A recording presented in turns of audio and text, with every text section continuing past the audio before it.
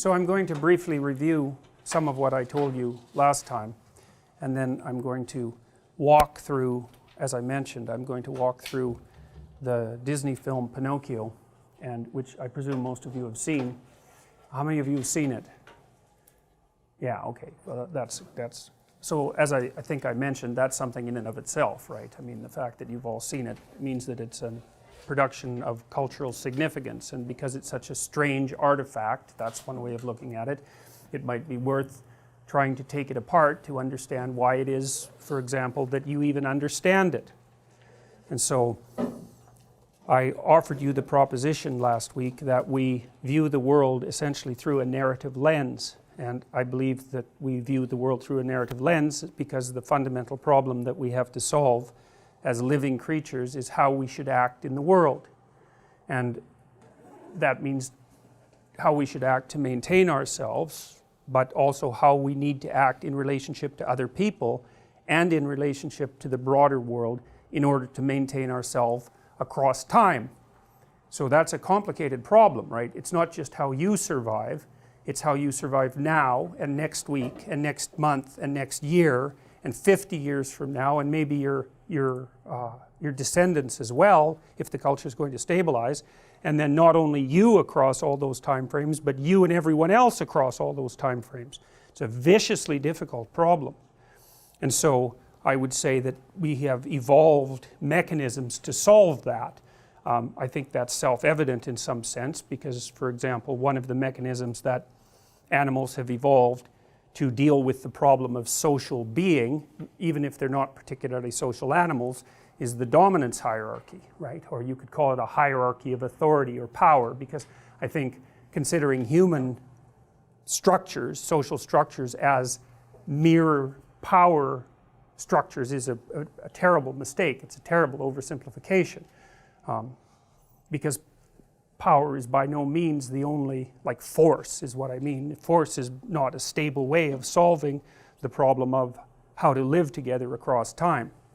The question is, what is the stable way of solving how to live together across time? And that really is the question, and it's part of the question that I'm trying to answer, partly because it's a perennial problem, right? We face the problem of how to organize ourselves in small social units without undue conflict, and then we face the larger problem of how to organize ourselves into large social units without undue conflict, and that conflict can be absolutely devastating and frequently is.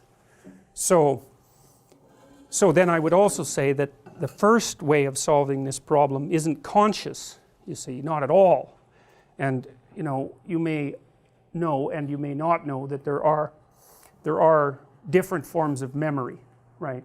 Really technically different forms of memory. So for example, there's short-term working memory, which is the memory that you use to hold things like telephone numbers in your active imagination. It decays very rapidly.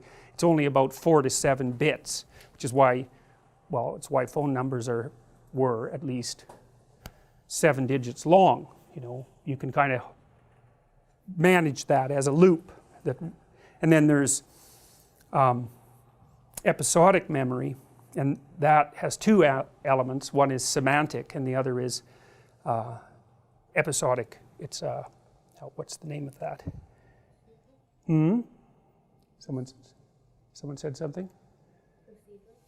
Yes, well, there's procedural memory, and then there's another, the kind of memory that you use to represent your experiences to yourself. So let's say it's image laden, and the other one is semantic, and semantic is your memory for facts, and those are quite different. So for example, procedural memory, that's how you ride a bike, that's how you play the piano, that's how you play jazz music if you're in a combo. It's the memory, it's a funny kind of memory because it's actually built right into you, you know. I mean, so is the kind of memory that you use to represent your own life, but it's much more malleable in some sense. So what that means is that in your procedures there is information that you don't know about. It's patterned information that you don't know about. Part of that is how to act. You know, like when you walk into a social gathering, you don't really think through how you're going to act. You know how to act.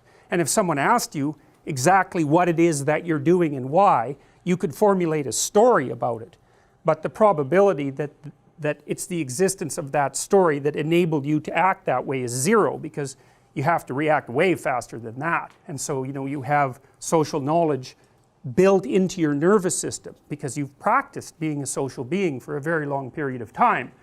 And of course then that social being has been shaped for forever, really, and it's the right way of thinking about it.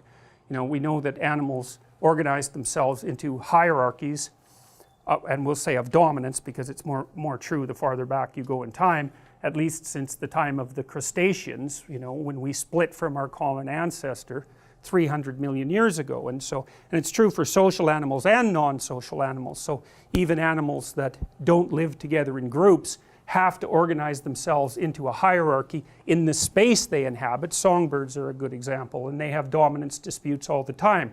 Partly that's, you can hear them having their little dominance disputes in the spring when they're singing, because basically what they're singing is, I'm pretty damn healthy and I'm ready to go, and if you're another bird like me, you better steer clear of this tree. And the dominant songbirds, you know, they don't live together. Crows are social, but most songbirds aren't. The dominant songbirds get the best nest, and the best nest is the one that doesn't get rained on, and it's not too windy, and it's close to food sources, and you know, and so then they have the healthiest chicks, and they attract the best mates. And like, it's really important where you're positioned in the hierarchy, even if you're not like a flock or herd creature. Now we're more like herd creatures, so it's even more relevant to us. But there's just no escaping a hierarchical arrangement in social being. That is social being, and it's evolutionarily ancient beyond conception. So 300 million years ago there weren't trees, you know, I mean, so the dominance hierarchy is older than trees. So that's really something to think about. And then, you know, when you're thinking about the reality that shaped us, say from an evolutionary perspective, but also from a cultural perspective, what you have to understand is that the things that have shaped us most are the things that have been around the longest. And so you could say those are the most real things.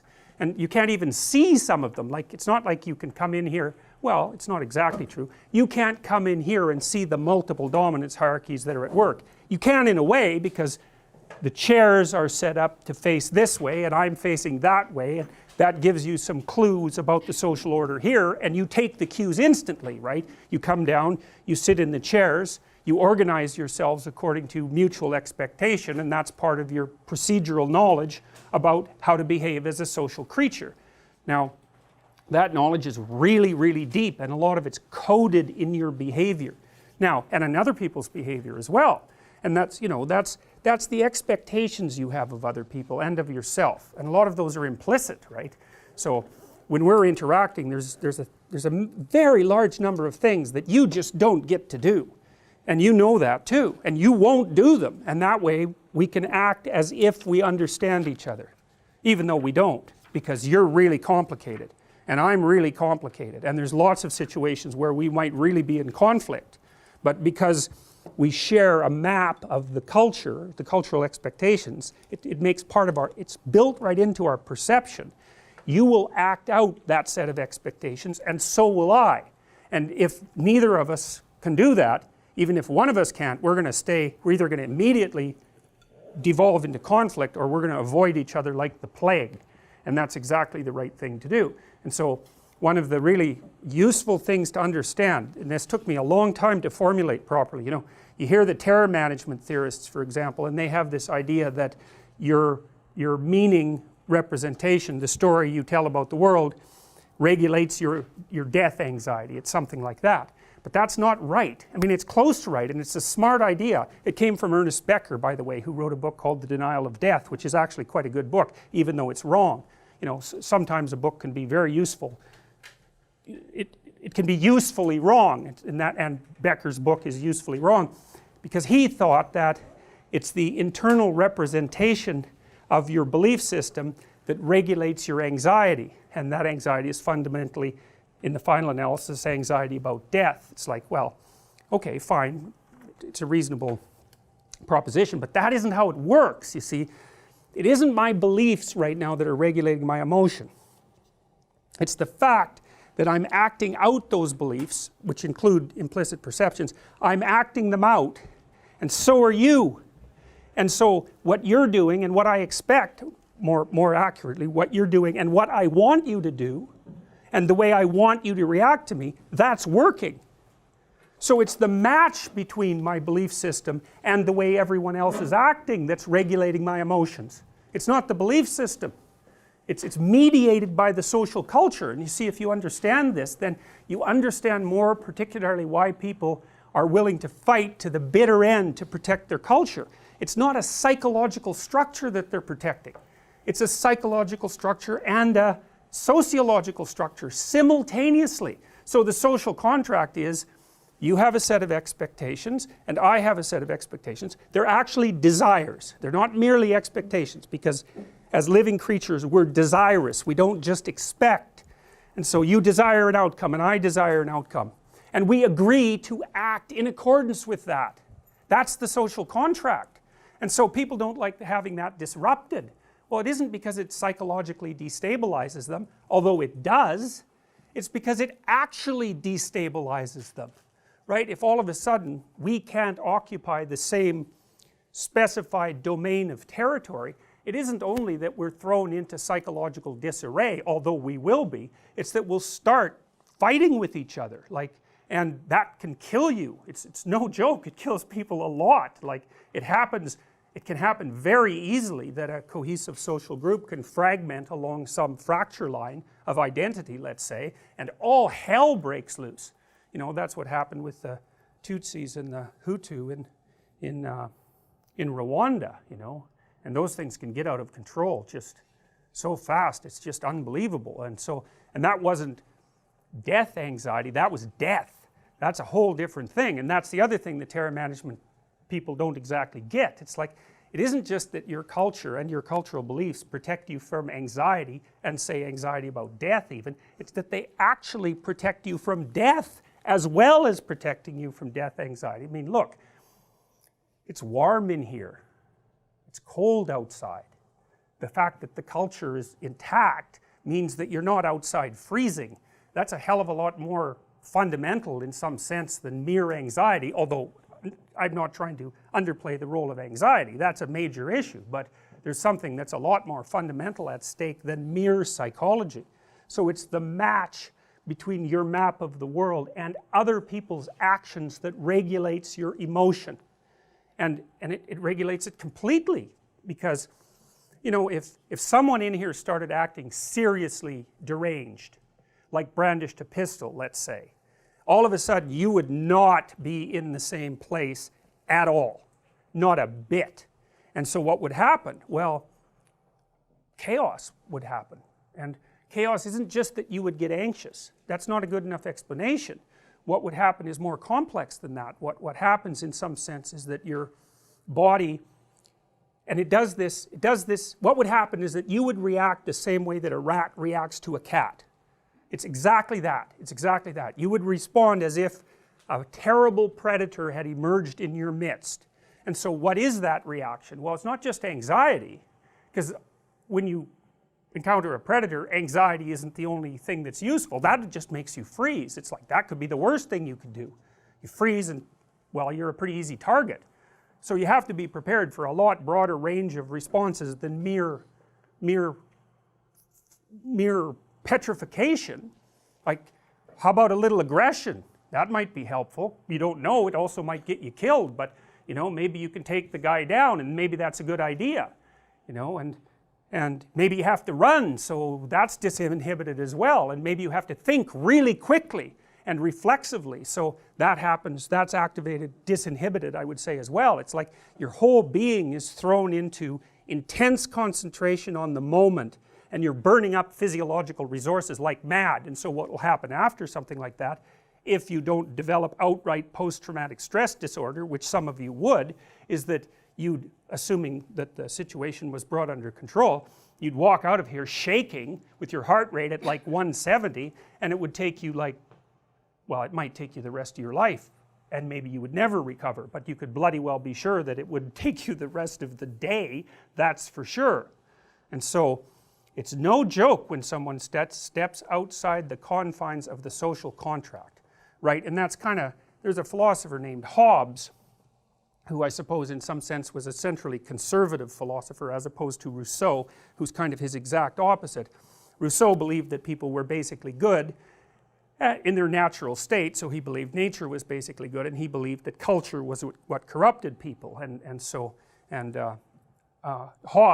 Thomas Hobbes believed exactly the opposite. He believed that in the state of nature, let's say, every person was at every other person's throat, and the only thing that prevented continual chaos was the imposition of a collective agreement, that would be the social contract, that essentially governed how people would interact, and that would keep that underlying chaos at bay.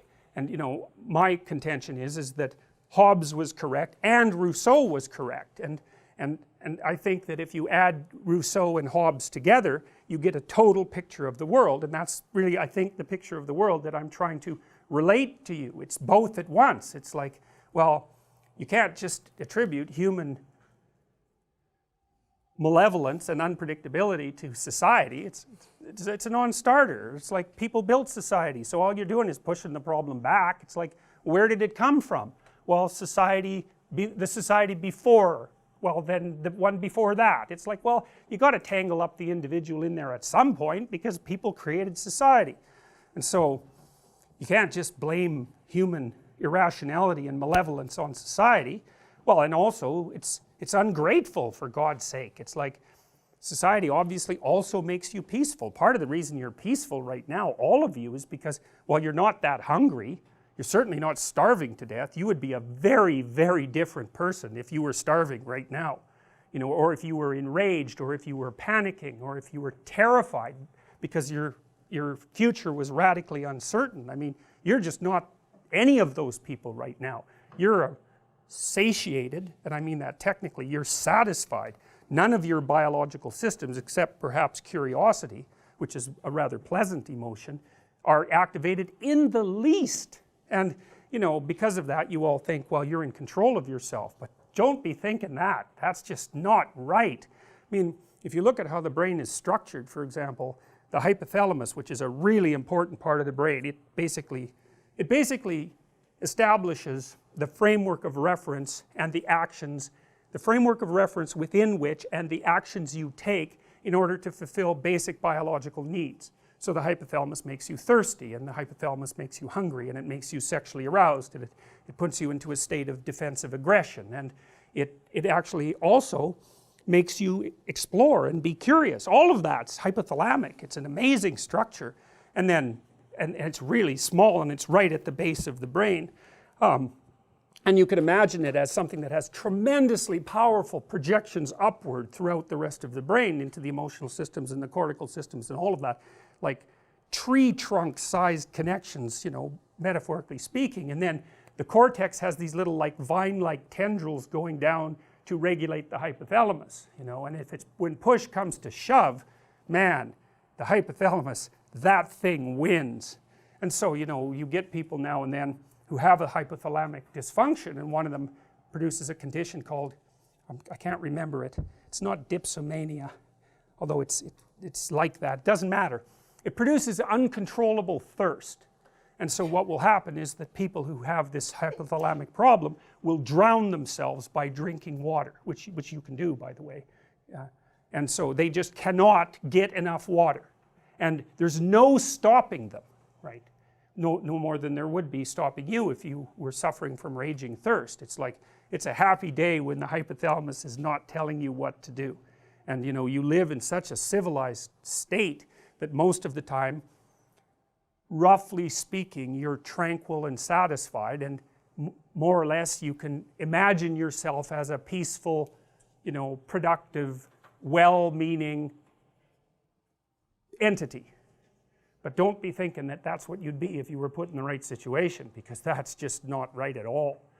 So, you know, lots of times soldiers develop post-traumatic stress disorder because they go out on the battlefield. They're kind of naive, they're young guys, you know, it actually is worse if they're not that bright, it turns out, because having a lower IQ is one of the things that predisposes you to post-traumatic stress disorder. But anyways, they go out in the battlefield and they see what they're capable of under battlefield conditions. And like, you know, we've been fighting wars for a very long time, millions of years. You know, chimps basically have wars with other chimps, the troops, right? Because the juveniles will patrol the perimeter of their territory, and if they find other chimps from other troops that they outnumber, they will tear them to pieces. Like, and chimps are really, really strong, and so when I say they'll tear them to pieces, I mean that literally. You know, they tear them to pieces. And Jane Goodall discovered that originally in the 1970s. She didn't even report it for a while because she was so shocked. You know, she kind of assumed, like most followers of Rousseau, that the human proclivity for warfare was that was something that was uniquely human. You know, it had something to do with our unique self-consciousness or our intelligence or something like that. She had no idea that it was rooted that deeply. You know, we split from chimps about 6-7 million years ago, something like that. And so we were patrolling territory. We were gang members 7 million years ago. And, you know, that's minimum estimation, because of course that ancestor shaded back maybe 20 million years into entities that were roughly primate-like. And so territoriality and the proclivity to defend territory is so deeply embedded in us. It's like the control center for our whole brain. And so there isn't anything more important to us, I would say, than maintaining the match between what we want to have happen and what other people are doing in response to our actions. Like, that's what we want. And as long as that match is maintained, then our emotional systems, and I would say anxiety is probably primary in that regard, our emotional systems remain inhibited. They're on. They're ready. Like a nuclear reactor rods are on. And the rest of the brain dampens them down. But it's like, you don't want them to take time to start up, man. You want them to be on at a tenth of a second's notice when it's necessary. And so, you know, that's kind of why, well, if you look at a wild animal, it's like, it's alert, you know, it's ready to dart this way or that way, especially a prey animal, instantaneously, and it has reflexes built into it, as you do, that will respond way before you're conscious. So for example, if you happen to be walking down a trail and you detect something snake-like in the periphery, you'll leap away before you even know that you leapt. And that's because it takes a fair bit of time to actually see a snake, by which I mean form a conscious representation of the snake. You know, and maybe it takes a quarter of a second or something like that, or even longer. But it doesn't matter, maybe it takes 20th of a second, a tenth of a second. But the thing about the damn snake is it's way faster than that. It's really fast, that thing, and it co-evolved with primates, by the way. And so it can nail you like way faster than you can look at it. So you have your eyes map snake-like objects right onto your reflexes, so that the eyes make you jump. And then they see after that. It's like, yeah, well, now you can see, that's no problem, you know. So, all right. Now, what I would say that what we do is we live in a shared story. And the story is a way of looking at the world, and it's a way of acting in the world at the same time. And that story has to operate within narrow parameters. And this is something that's extraordinarily important to understand. Because, and this is something I think that Piaget figured out, Jean Piaget figured out better than anyone else. I think he really got this right. And by the way, one of the things that Piaget was trying to do, you never hear about how strange these great thinkers are, but Piaget was a very strange guy, and he was a hyper genius. He was offered the curatorship of a bloody museum when he was 10 years old, you know, because he wrote this little paper on mollusks, which apparently was very good. And so they offered him the curatorship of a museum, and his parents wrote back and said, well, you know, no, probably not, because he's actually 10. And so that was Piaget, man. The guy was a genius. And you know, he was actually motivated by the desire to reconcile science and religion. That was actually his entire motivation for what he did. You never hear that, but that's the case. And so Piaget was very interested in how you produce structures that enable you to regulate yourself, because you're like a kind of a colony of strange sub-animals that have to figure out how to get along so that you can sort of be one thing.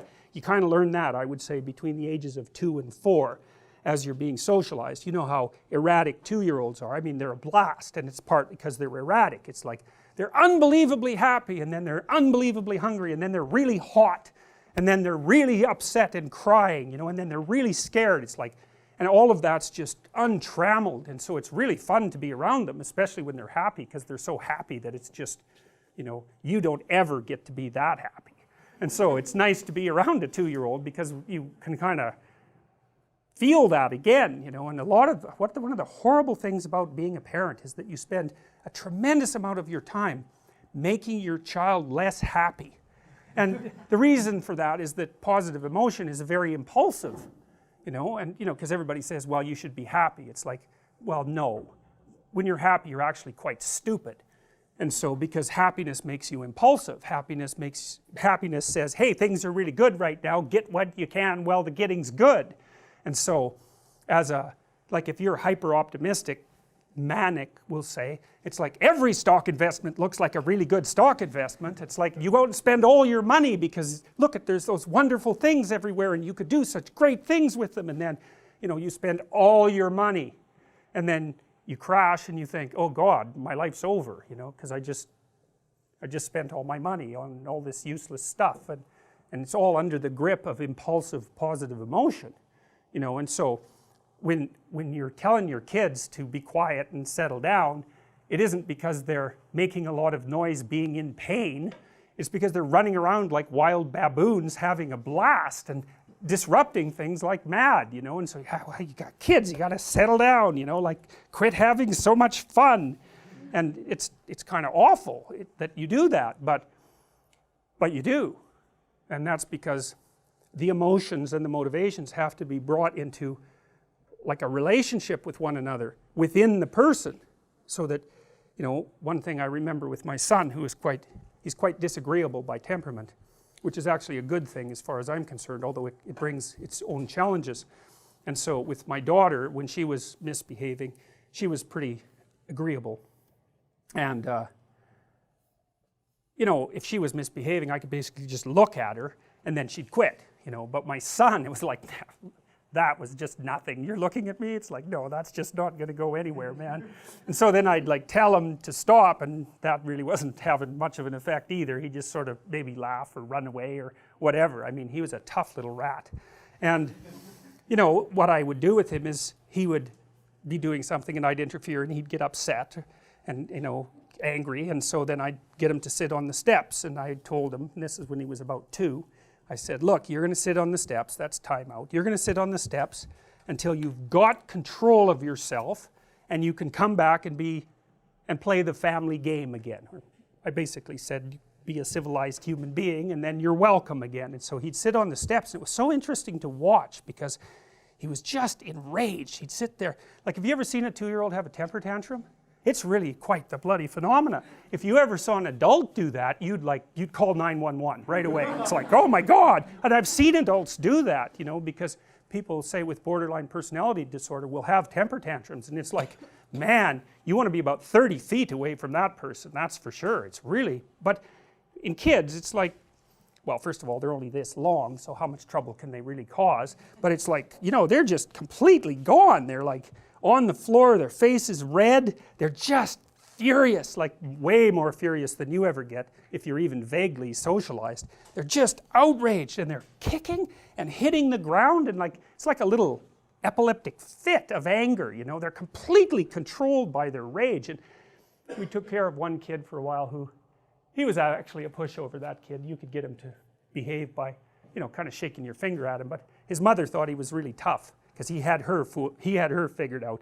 And one of the things he would do is have a temper tantrum, and during the temper tantrum he would hold his bloody breath until he turned blue.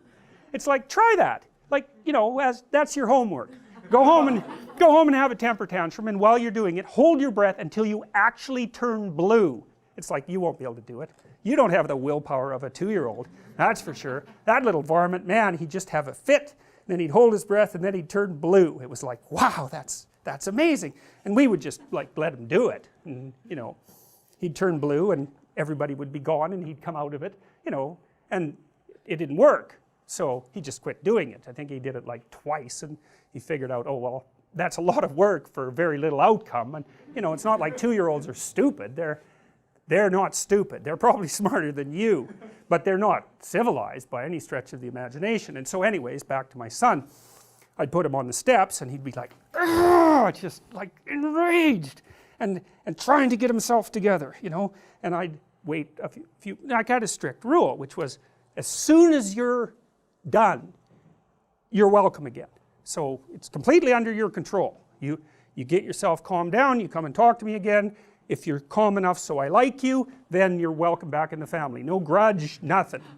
And so it's harder than you think. Like, people think they like their kids. It's like, don't be thinking that. They're hard to like. They're little monsters, and they're very, very pushy and provocative. And so lots of parents do not like their children, and they do terrible things to them their whole life. So it's no joke, and it's very common. And you know, that was Freud's observation, fundamental observation, that a lot of psychopathology is rooted in the family, and you can be sure of that. You know, and when you hear about some mother who's done something terrible to her child, which happens reasonably frequently, you know perfectly well that she has a very terrible capacity to discipline. The child's just provoked her and provoked her and provoked her and provoked her and provoked her, and it just happens to be a day where her new boyfriend left and she's quite hungover and she got fired, and it's like, that's the wrong day to provoke her. And then she does something that is not good, and you read about it and you think, well, how could that happen? How could anyone do that? Well, that's how they do it. And so, and kids are very provocative, just like little chimps. Chimps will, the adolescents will like throw little pebbles and sticks at the sleeping larger males and bug them. And that teasing, which it is, that teasing turns into full-fledged dominance challenge behavior once the adolescent males get big enough to do it. And so when you're being provoked by a child, which they provoke you all the time, they're trying to figure out, well, just where are you exactly? What happens if I do this? What happens if I do this? You know, and how else are they going to figure it out? Anyways, he'd sit on the steps and he's just enraged and trying to control himself, and I'd watch that, and then, you know, I'd come back after about 2 minutes or whatever, and he'd still be, I'd say, well, you know, have you got yourself under control? Are you ready to get off the steps? He'd go, no, not yet. And then, you know, he'd get himself under control, and then he'd come back and, you know, he'd be contrite, and then I would like him right away, you know. You got to watch that, you know, because you don't like being dominated by a 2-year-old. No one does. And so if the child hasn't mastered himself and started to act in accordance with the prevailing social norms, you won't like them. Well, you think, oh yeah, I will, because, you know, I'm a good person. It's like, no, you won't, and no, you're not a good person, so don't be thinking about that at all. It's just not true. So when he was contrite, then he'd come, and then, you know, we'd just go on like nothing had happened, because that's what you want to do, right? As soon as you get compliance, especially if the compliance is in the best interest of the child, you want to reward it instantly, right? That's the right thing to do, because so then, and you could just see him gaining control over himself. And so really what was happening is in his mind, in his brain, we'll say, there was a war between the psyche, the ego, that was starting to become integrated, you know, and starting to become a continuous person, an identity.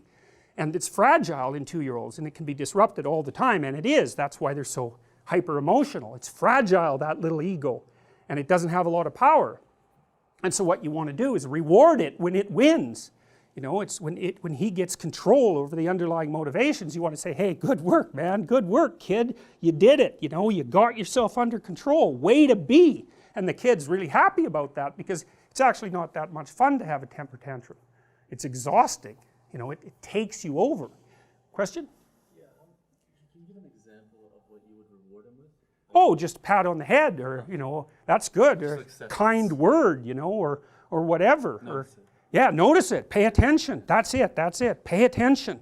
And that's it's a great thing to know with people, like in your relationships. Here's the key to a good relationship. It's not the only one, but watch your person carefully, carefully, carefully. And whenever they do something that you would like them to do more of, tell them that that was really good and mean it. And it's not manipulative, because if it's manipulative it won't work. It's like you have to say, wow, I'm so glad you did that, and you have to be precise.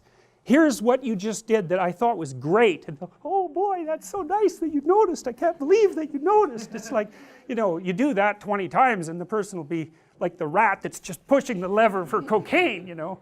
So, but no, I'm serious. It's Skinner established this. B.F. Skinner noticed this a long time ago. Reward is intensely useful in terms of modifying behavior, but the problem is that it's really hard to notice when things are going right, because you're kind of primed to notice when things are going wrong, and so you use threat and punishment more often as agents of shaping the people that you're around, because, you know, when everything's going right, it's like, what are you going to say? Everything's going right. It turns to zero. You just assume it, and that's not good. That's not good. You want to pay attention, and if your person, your children, your wife, your whoever, your mother, your sister, if you want to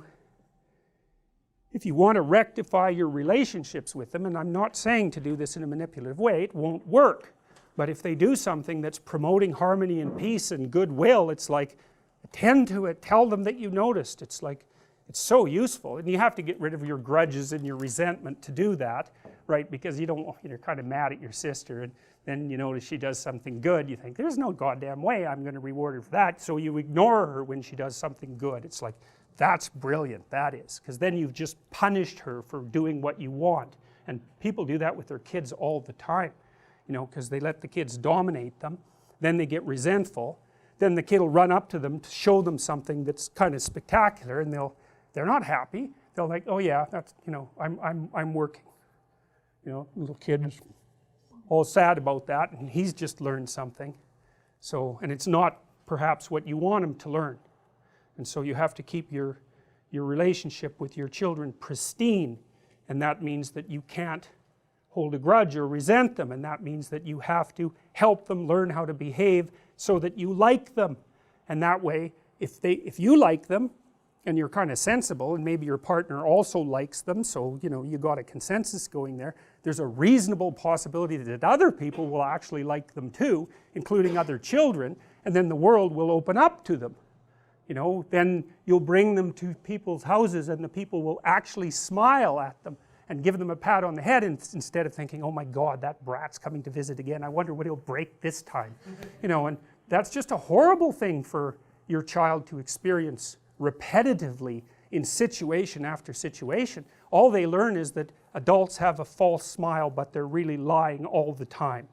God, it's like a bit of hell, and there's a lot of children who are trapped in that. It's really awful to see.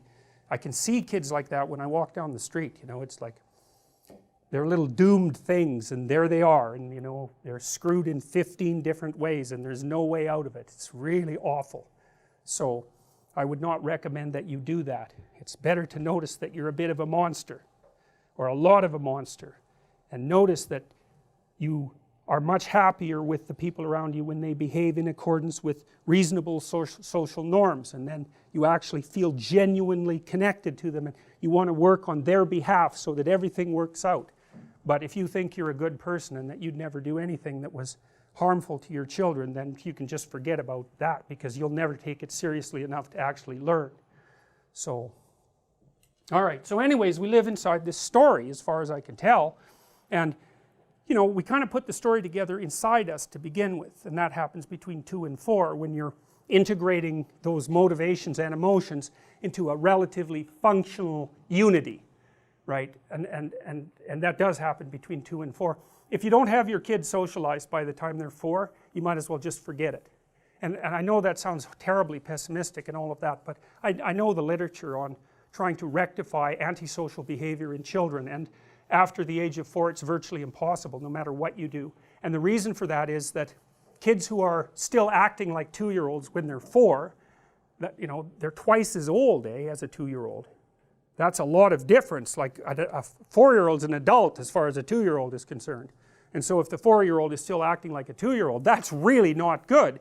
And other 4-year-olds will come up and, you know, do a little play invitation like a dog, and you know, the kid, the 2-year-old, 4-year-old has no idea how to react to that, and so the more mature kid thinks, oh well, how about I play with you? And then that kid is isolated from the peers, and after 4 you're mostly socialized by your peers, and so you just fall farther and farther and farther behind. You're more and more alienated, you're more bitter and angry, and no wonder, and it's just not, you can't rectify it. So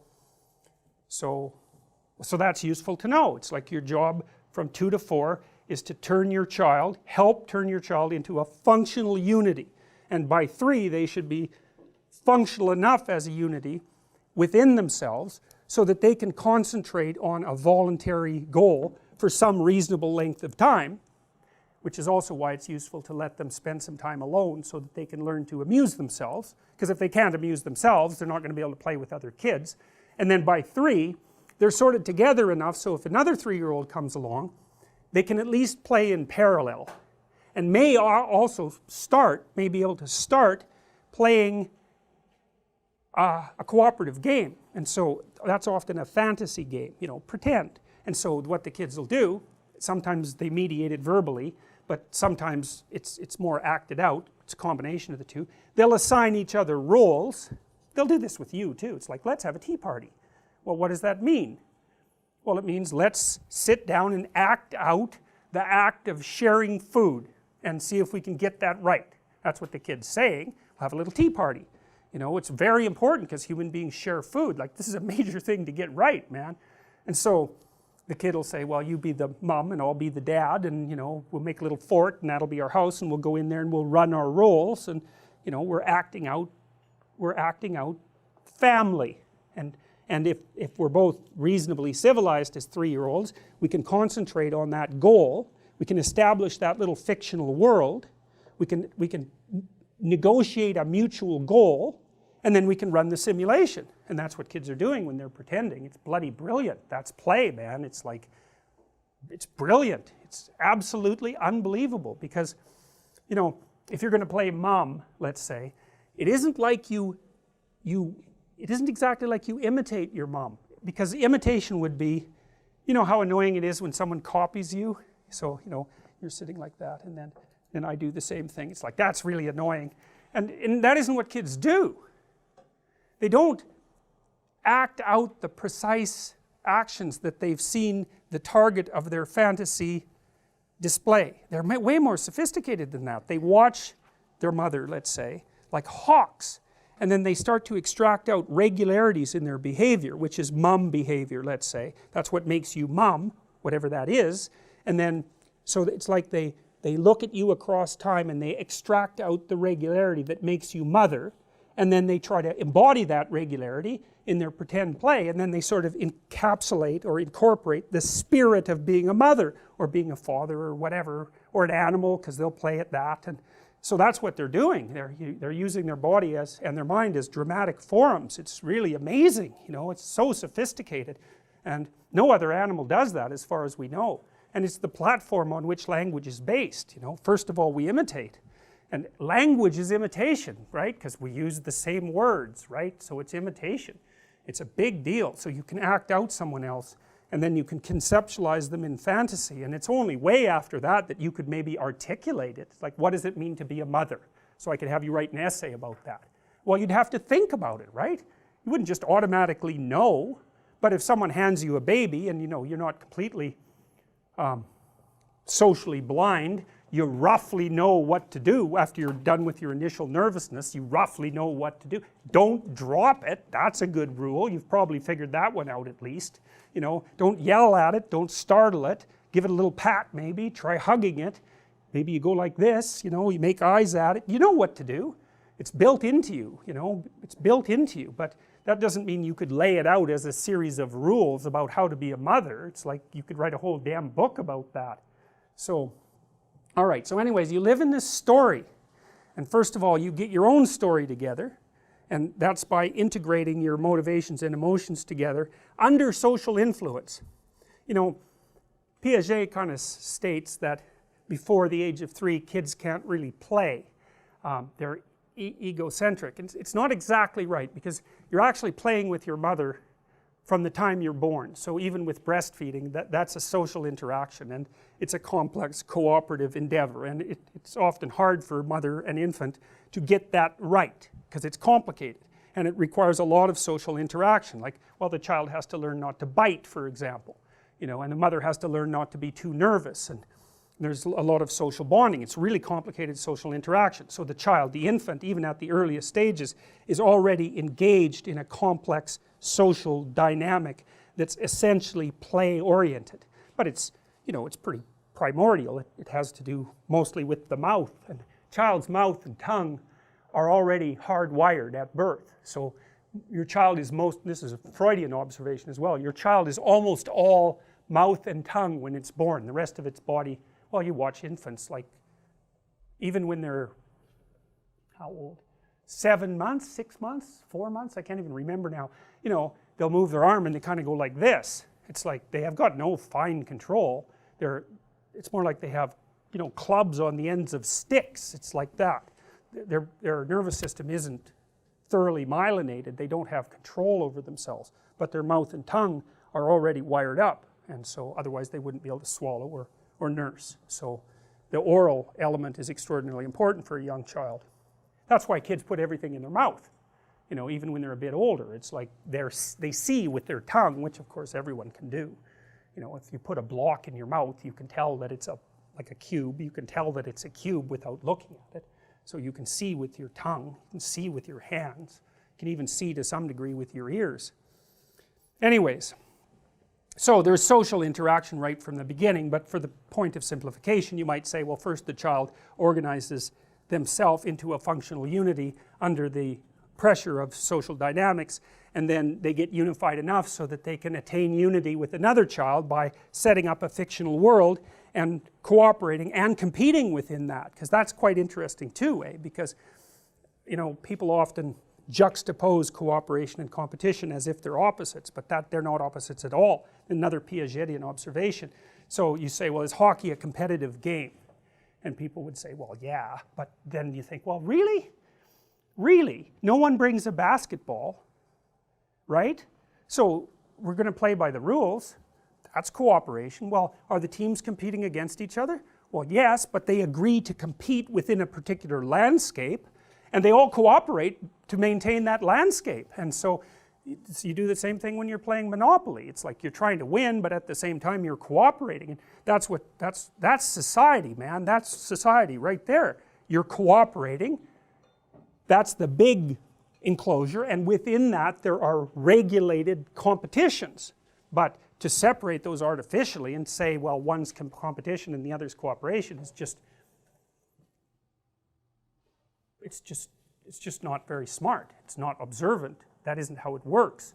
And games are intensely cooperative, even if they're intensely competitive. I mean, the hockey teams are playing the same game, that's the cooperation. Then each team, there's competition within the team to be the best player, let's say, but everyone wants that because everyone wants good players to emerge, but you still cooperate like mad with your teammates, and if you don't pass and play like a reasonable person, then they're going to not be happy with you. And so even within that competition, cooperation is regulating the interactions. And then you can think, this is a really good thing to think too, is like, people often say to their kids, it doesn't matter whether you win or lose, it's how you play the game. And the kid, of course, has no idea what that means. It's like, what do you mean? I'm trying to win. And the parent says, no, it matters how you play. And the kid pushes them, and the parents really can't come up with a good explanation of why that's the case. They might say, well, other kids won't play with you if you're... Oh, there you go. Because you could say, this is something to think about. So there's a game, and there's a victory within the game. But then there's the set of all games. And there's victory across the set of all games. And the victory that you attain across the set of all games isn't winning all the games. It's being invited to play all the games. And so if you play fair, then you're playing a metagame. And the metagame is how to win across the set of all games. And so if you teach your child how to behave properly, then they always get invited to play. And that makes them winners. And that's that. And so if you understand that, you understand something phenomenally important about the emergence of morality. You know, because people, moral relativists in particular, think that morality is relative, you know, and of course human beings are diverse, just like languages are diverse, and there's more than one playable game, but there's not really more than one playable metagame. It's like you're either the kind of person that other people want to play with, or you're not. And if you're not the kind of person that other people want to play with, then you're a loser. It's as simple as that. And that's true of all cultures. They might be playing different individual games within their culture, undoubtedly they are, but the set of all games that they play is still common across cultures. That's part of what makes us human. And then you could say as well, we're actually evolved to detect people who are good at playing the set of all possible games. And we actually know that. That's not theoretical. We know, for example, some things are easy to remember and some things are hard to remember, you know. Here's something that's easy to remember. You play with someone and they cheat. Man, you will remember that. That's like in your mind. That's not going anywhere. And so you're great at detecting cheaters and you remember. And that's because you can't trust a cheater, and you shouldn't invite a cheater to play a game with you because they might cheat.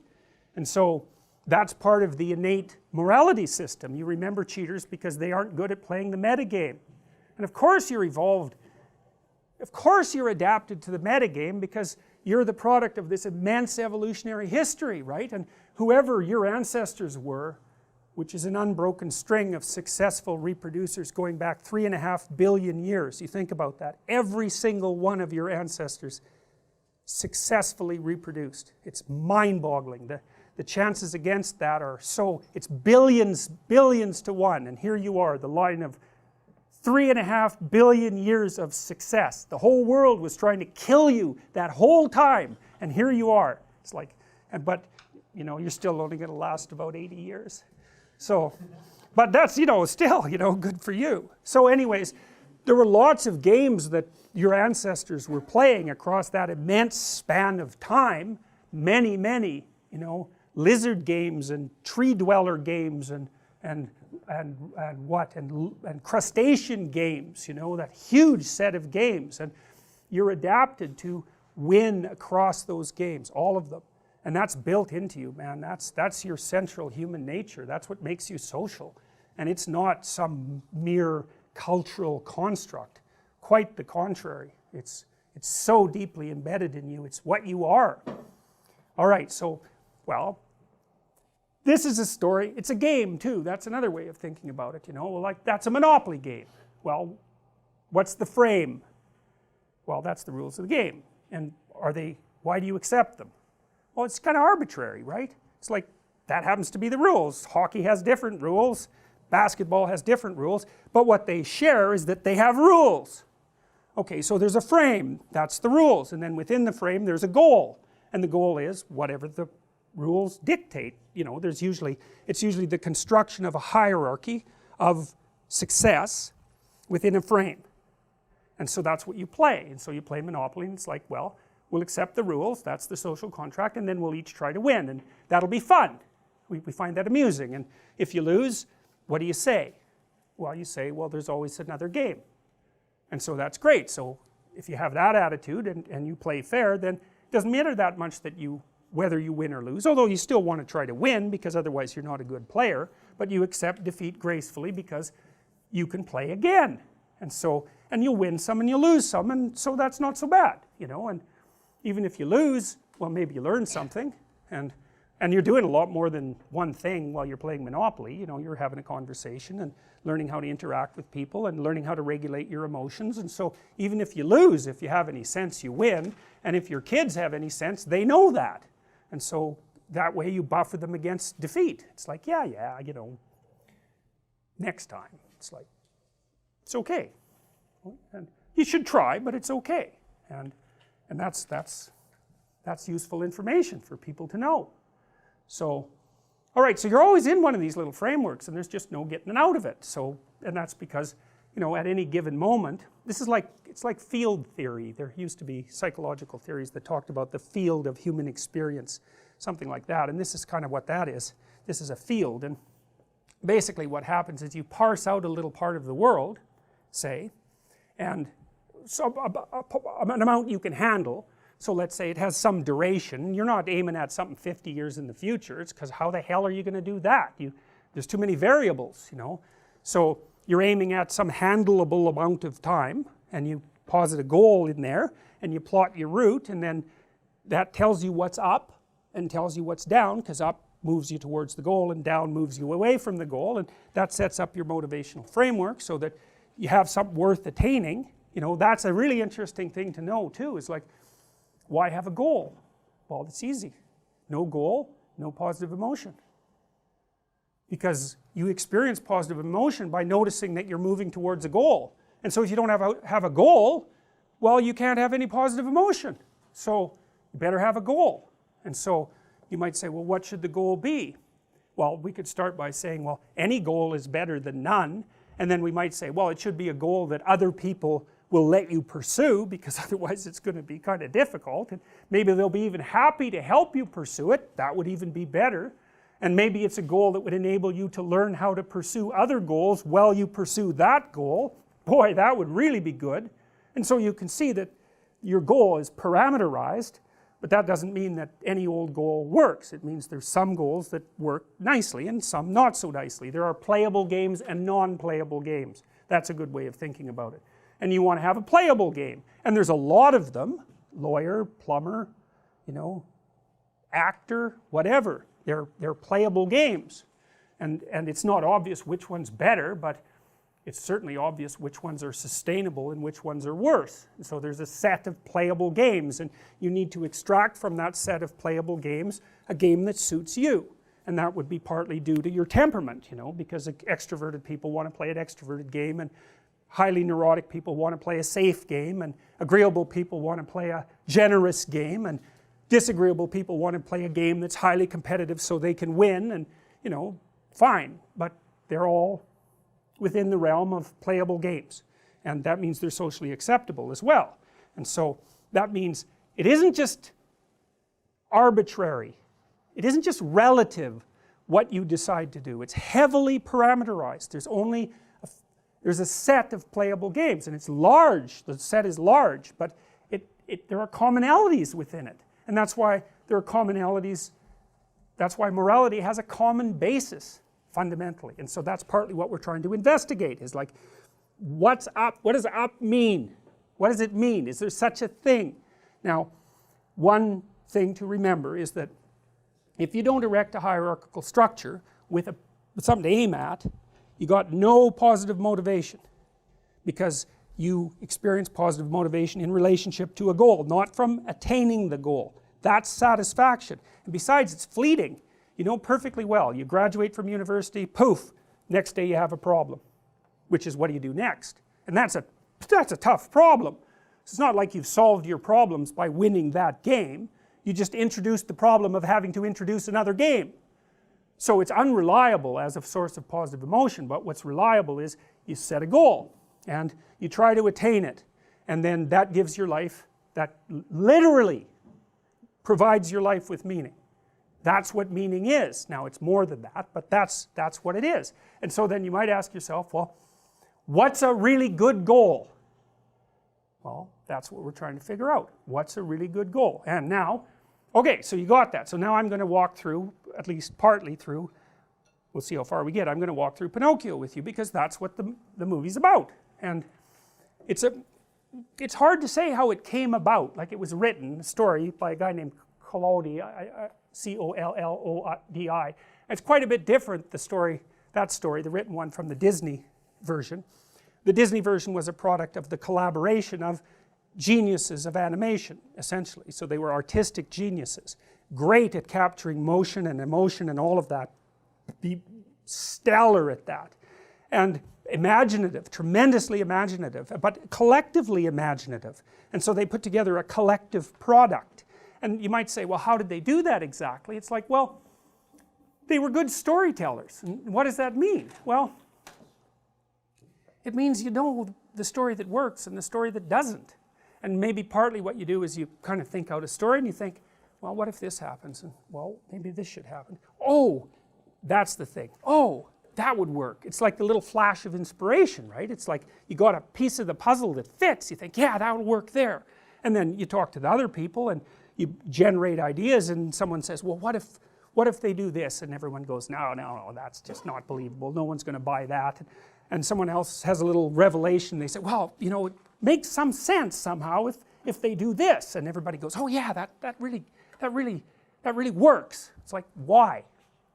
Well, you don't know why it works, but it works because it's the right story. And so what does that mean? Well, it's kind of associated with this metagame idea. You know, it's like there's a story that you should be acting out that works across games, and you have an inkling of it, you have a notion of it, you have a vague apprehension of it. It's sort of built into you. That's archetype. That's an archetype. And so then when you read a story that works, you're just entranced by it. And you all know that. You go to a movie and it's a great movie and it's like you're just blown away. You know, a movie can pull you in and turn you into one of the screen characters and like run you through a huge set of emotions. I saw this movie once about South America. It started with this guy running out of a subway naked, and he didn't know where he was, and it turned out that he had been absconded by the totalitarian death squads, and he couldn't remember anything about himself. And he went back to his village, and basically what happened was that he ended up back in the totalitarian death grip.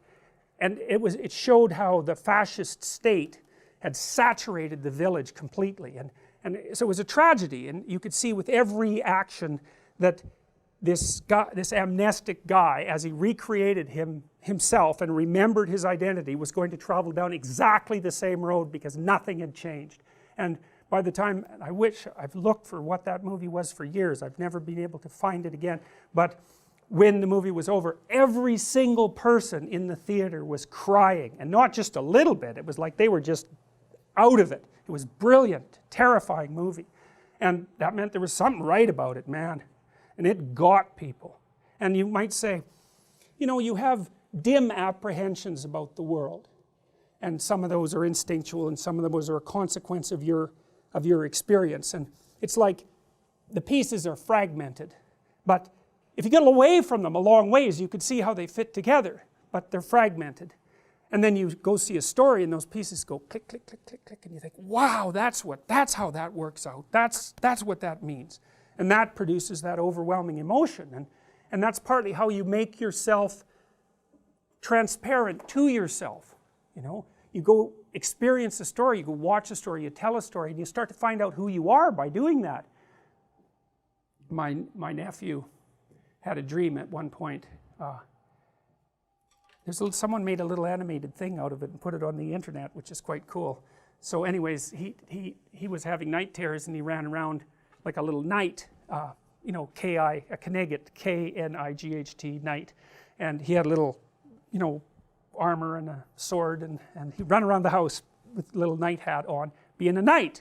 And he was only like 4 or something, and he'd watched a lot of Disney movies, a lot of movies, so he kind of got the knight idea. It was his acting that out, and he was having these terrors at night, right? And so he'd go to bed with his little knight hat and his sword, and he'd put him on his bed, and then at night he'd wake up screaming, and that happened for a very long time. And so when I went to visit, you know, I found out that this was happening, and he had a night terror. So the kid wakes up with night terrors, screaming, but can't remember anything, generally speaking. So anyways, this was happening, and so it happened one day, and I was sitting with him and his family at the breakfast table, and I said, did you have a dream? And he said, oh yes, I had a dream. I said, well, you know, what was your dream? And he said, well, I was out on this field, and I was surrounded by these dwarfs, and they came up to my knees, and they didn't have any arms, they had big feet, and they were covered with hair, and there was a cross shaved at the top of their head, and they were all greasy, and they had huge beaks, and everywhere I went they jumped at me with their beaks, and there was lots of them, and everybody was very quiet after he said this, because it was like, oh, that's why you're screaming at night. It's like, yeah, okay. And and then he said, but at the background there was a dragon, and the dragon would blow out smoke and fire, and then it would turn into these dwarfs.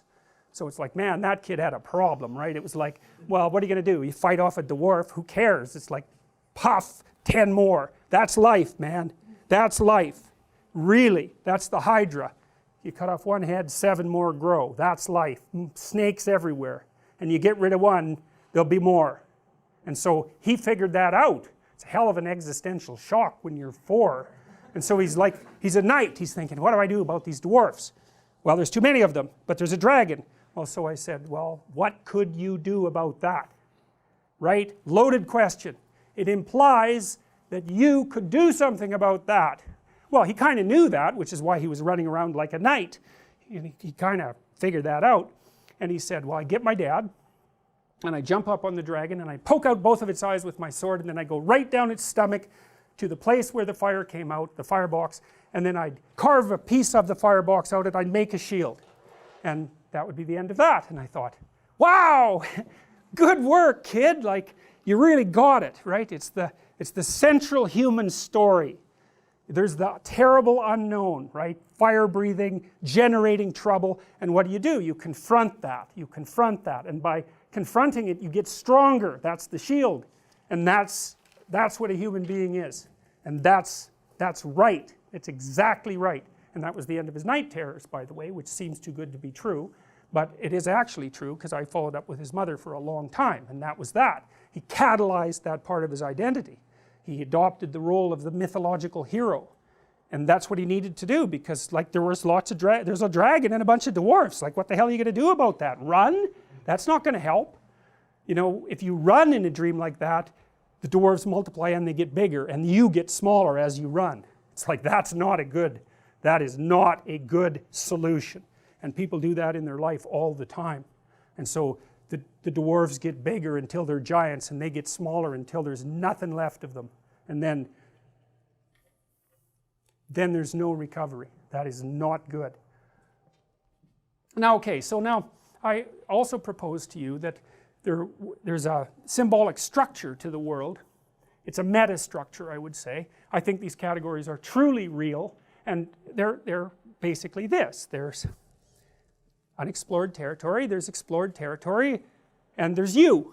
And unexplored territory is the source of great riches, and it probably will kill you, and explored territory is your culture, and it crunches you into submission and conformity, and turns you into a civilized being. And you're stuck with both of those. And then there's you, and you know, you're kind of admirable and cool, and you do a lot of decent, wonderful, amazing things, and there's things about you that are just horrible, and you know about them, and you're stuck with them, and that's the world. And that's the landscape of the world. And what you'll see, if you pay attention, is that people who are ideologues, like Rousseau, or say, like Hobbes, but it doesn't matter, ideologues will tell you part of that story. So environmentalists, for example, will say, nature, that's pristine beauty, natural harmony, French landscape. It's a paradise, especially if there are no people, it's a paradise.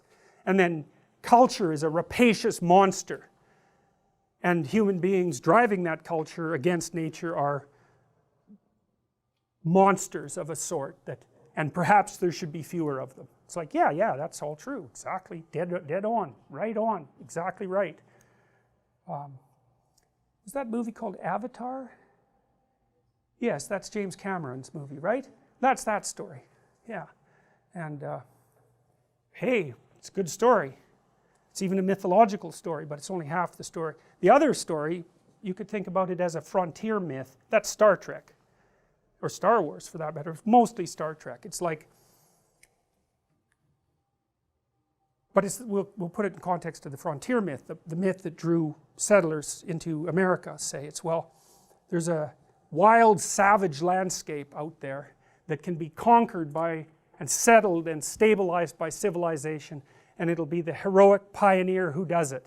It's exactly the opposite story of the environmental story, which is actually why I think the environmental story eventually emerged. It was, you know, the frontier story had a lack in it, missed half of the world, and so the other story had to come up, and it did.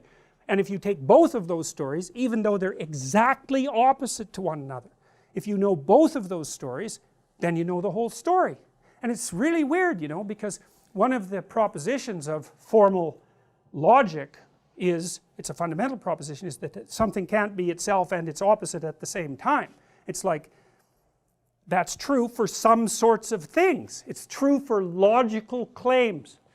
But it's completely wrong in this particular situation, because things are what they are and they're opposite at the same time. And that makes it very, very difficult to, that's why a dragon hoards gold. It's like, what's up with that? Well, it'll eat you. And it will. But it has gold. Well, so what do you do about that? Because it's paradoxical demands. Well, what you want to do is face the dragon and get the damn gold. That's what you want to do. Well, you have to be a paradoxical being even to do that. So, you know, in The Hobbit, for example, when, what's his name? Frodo, right? It's not, or it's Bilbo. It's Bilbo in The Hobbit. You know, he's kind of this little underdeveloped, overprotected Shire dweller, and he's called on a great adventure to go and find the dragon, and he has to become a thief in order to manage it.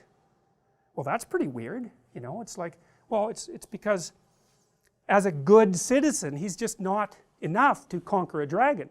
He has to also become a bad citizen in some sense. He has to incorporate the part of himself that's monstrous, let's say, and develop that and hone it. And that's to say that, well, if you're harmless, you're not virtuous. You're just harmless. You're like a rabbit. A rabbit isn't virtuous. It just can't do anything except get eaten. It's not virtuous. If you're a monster and you don't act monstrously, then you're virtuous. But you also have to be a monster. Well, you see this all the time. Harry Potter's like that too. It's like he's flawed, he's hurt, he's got evil in him. He can talk to snakes, man. He breaks rules all the time. All the time. He's not obedient at all. But, you know, he has a good reason for breaking the rules. And if he couldn't break the rules, him and his little clique of rule-breaking, you know, troublemakers, if they didn't break the rules, they wouldn't attain the highest goal. So it's very peculiar, but it's a very, very common mythological notion. You know, the hero has to be a monster, but a controlled monster. Batman is like that, you know. I mean, it's everywhere. It's the story you always hear. Is this where morals become ethics? Meaning, you have to be more precise. I feel like, because everyone's moral, but in order to become ethics, you have to refine the morals. And so you have to kind of go into... Well, that's a good question, you know, because one question is, you know, you're kind of implicitly moral insofar as you're socialized. But that's sort of procedural, it's just built into you. This is different. This is also becoming conscious of it and expanding out your personality into dimensions that it wouldn't normally occupy. So this happens to people all the time. So, for example, lots of my clients, my clinical clients, are too agreeable. And they're generally women, because women are more agreeable than men, but not always, because I've had agreeable men as clients as well. And what happens is they're resentful and they don't know how to stand up for themselves, and it's because they're very compassionate by nature. And so if you're entering into a negotiation with them, they'll let you win. Well, that's not so good, because you know you need to win too, especially if you're in an organization of adults where there's a struggle, right? When you have kids, you can let them win, especially infants. You have to let them win, and that's partly why compassion is so necessary. But as a basis for negotiation between adults, it's like, sorry, it's insufficient. You have to be a bit of a monster so that you can say no. And so a lot of what you do in psychotherapy is treat people's anxiety and depression. That's a huge chunk of it. Help them straighten out the way they think. That's a huge chunk of it. But another chunk of it is, well, let's toughen you up. You know, let's put you in a position where you can bargain. Let's teach you how to assert yourself and stand up for yourself. And that's assertiveness training, and it's a huge chunk of psychotherapy. And you need to learn it. It's like, because part of how you regulate your interactions with other people is to negotiate. And you cannot negotiate unless you can say no. You can't do it. And it causes conflict to say no, and if you don't like conflict, which is basically the definition of being agreeable, then you can't tolerate the conflict, and so then you can't negotiate on your own behalf, and so then you keep losing, and you're bullied, and you know, it's not good. Then you get resentful, and it's really not good. So you have develop your inner monster a little bit, and then that makes you a better person, not a worse person. It's weird, but that's just how it is.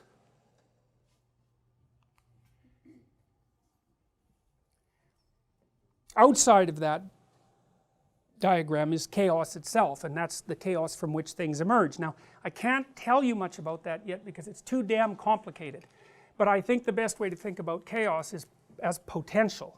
That's one way of thinking about it. It's also that place you end up when you don't know what to do. It's the source of all things, but it's also the terrible predator, the terrible eternal predator that lurks beyond the explored domain. It's a winged dragon, and it's winged who knows why. Matter and spirit, that's partly what it is, and I'll explain that later. It's also potentially the predatory beast that's been after us for forever, and the winged predator that picked us up from the sky. So primates, for example, some monkeys have 3 specialized alarm cries. One is for snakes, and that usually means hit the trees. And then one's for leopards, and that means hit the trees and go out on a skinny branch because the leopard can't get to you. And then there's one for like birds of prey, which means hide somewhere on the ground so that you don't get picked off. And it's like, well, that's what that is. That's what that is. And that's chaos. And it's expanded into much more than that. And then I showed you, I don't remember if I showed you this, but this is a symbolic representation of Mother Nature, Father Culture, and the suffering individual. But that's all positive. There's no negative elements there. But that's okay. That's a partial representation. And those things are sacred in some sense because they are representative of an ultimate reality. The sacrificial individual here, the suffering individual, well, that's pretty straightforward. It's like, that's life. That's suffering, that's life. That's what happens to the individual. And everyone is looking at that. It has power, that idea. Well, it's because, culture supports the suffering individual, and culture's nested inside benevolent nature, and that's part of the story of the world. And it's just part of the story we're trying to figure out and make articulate. We've been doing that for thousands of years, trying to make this story articulate. And it's not yet articulate. We're only getting it, and we basically do that now, mostly with movies and stories and fiction and that sort of thing. We still don't have it articulated. I think Jung came closer than anyone else. Jung and Erich Neumann, who was one of his students, came closer than anyone else ever has to actually articulating that, and that's what Jung was trying to do, is to take all these images, archetypal images, instinctual images, and say, well, what do they mean? What do they mean? What do they mean? And he got a long ways on that, although his writing is quite obscure. And it's obscure because, well, how the hell are you going to explain an image like that without being obscure? It's like, it's insanely complicated, and it's not linear. It's not a linear thing. That's why it's in a picture, because a picture presents everything at once.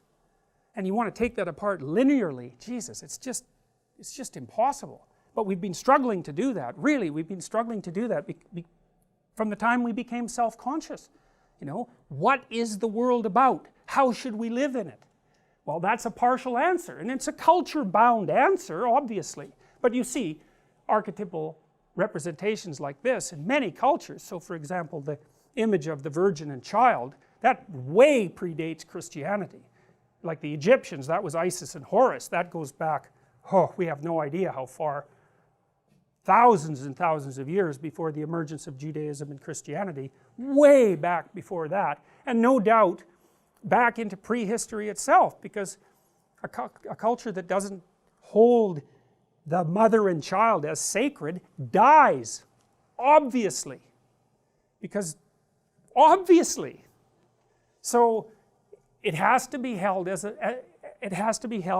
as something that you revere, which at least means you don't kill mothers and children. It at least means that. And that's an instinct, it's an instinct. It violates you to do that, and thank God. All right, let's take 15 minutes. So, I told you about this a little bit last week, but you know, one of the motivations I had for thinking the things that I've thought through, the motivation I had for thinking them through was because, well, it seemed self-evident to me, let's say, and I think that was partly from reading Jung, but that just helped me clarify it, was that, you know, it was sort of Jung's contention that we had a organic development of a metaphysical ethic that was embedded in religious tradition, and that basically unfolded, let's say, in the West till about 1600, 1500, something like that, and then science emerged and we got unbelievably technologically powerful and using a certain view of the world. You know, we're so technologically powerful, but we're still not very wise, and that just seems to me to be a bad combination. And I thought about that a lot. It's like, okay, well, how do you handle the combination of exceptional technological power and an impaired ethic, let's say, something like that, underdeveloped ethic, or one even in which you have no faith, because, you know, it seems the foundational elements of it are irrational. They're in mythology, they're in religion, they don't fit well with the scientific worldview.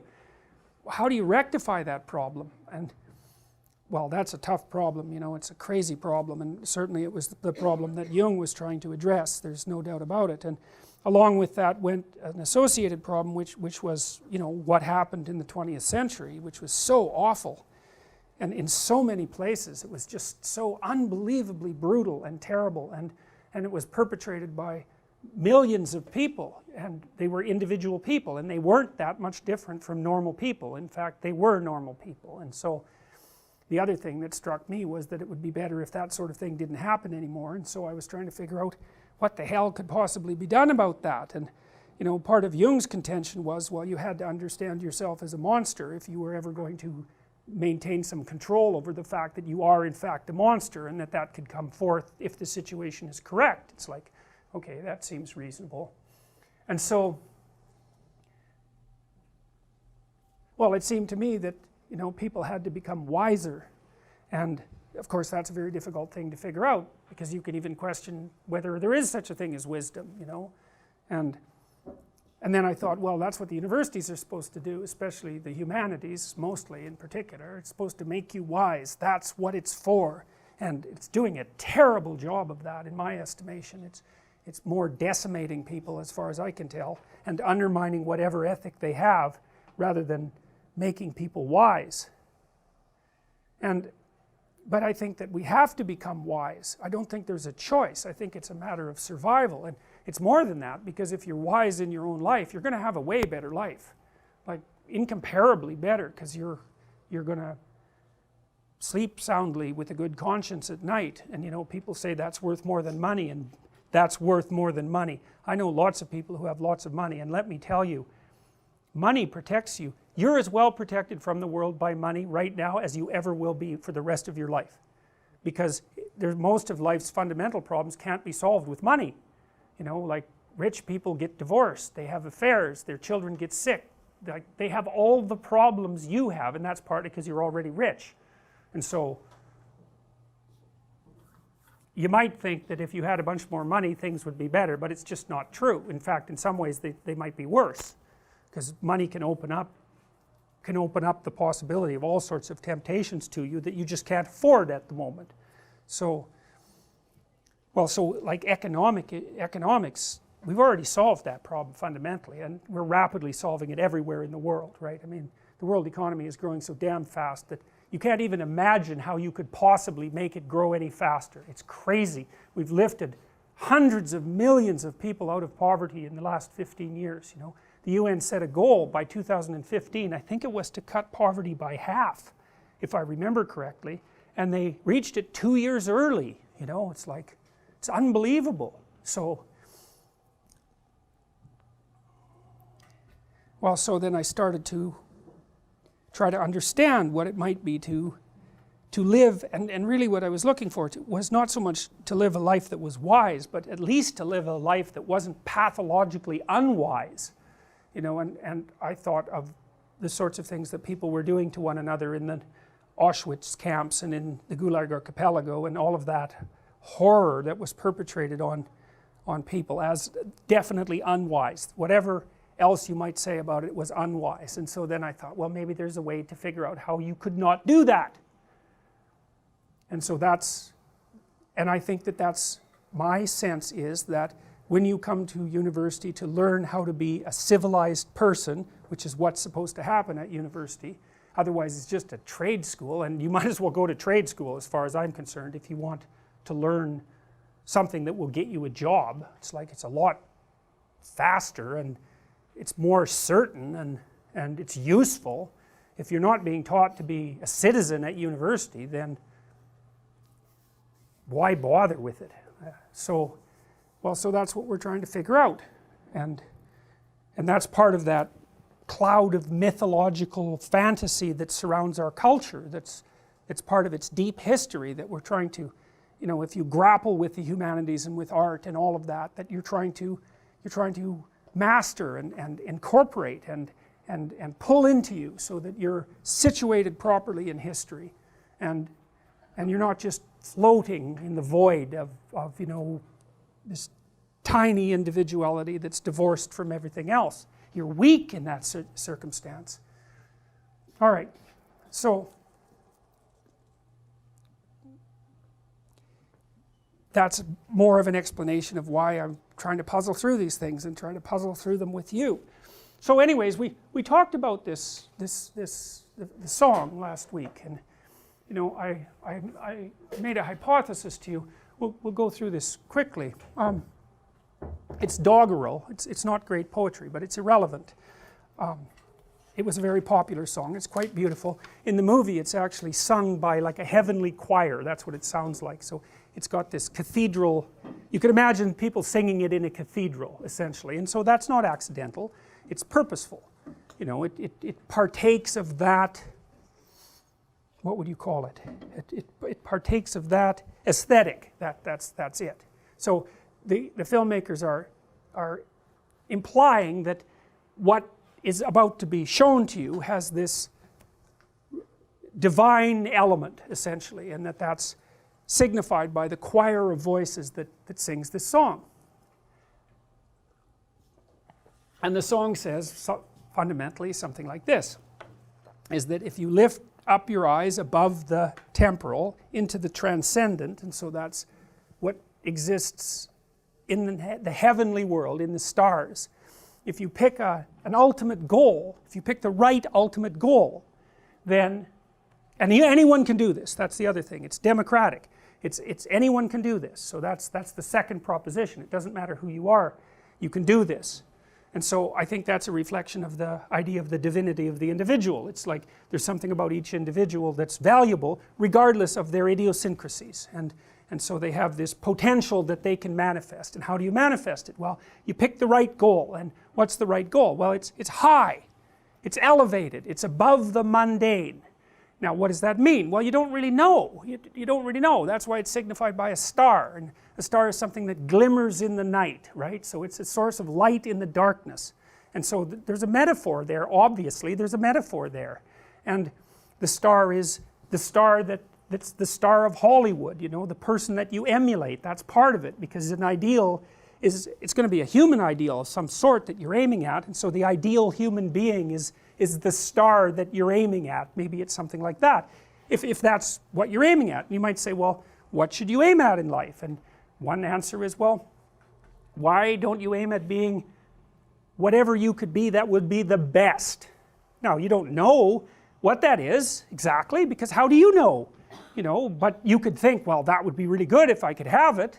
And then you could say, well, can I think of anything better than that? And if the answer is no, then, well, why not go for that? And you might say, well, it's too ambitious, it takes too much responsibility. It's like, yeah, those are definitely problems. And one of the things that I've figured out over the years is that if you offered the person the opportunity, because people say, well, life doesn't really have any ultimate meaning. It's like, yeah, okay, fine, so fine. Let's say it has an ultimate meaning, but that in order to experience that ultimate meaning, you have to take on ultimate responsibility for what you do. Well, that's a heavy price to pay to have a meaningful life. you know, and you might say, well, there's no damn way I'm going to do that. I'll just go for the, you know, pointless, I'll go for the trivial, pointless perspective, which, you know, is kind of hard on me existentially, but it frees me up. I can do whatever the hell I want moment to moment. I don't have any ultimate responsibility.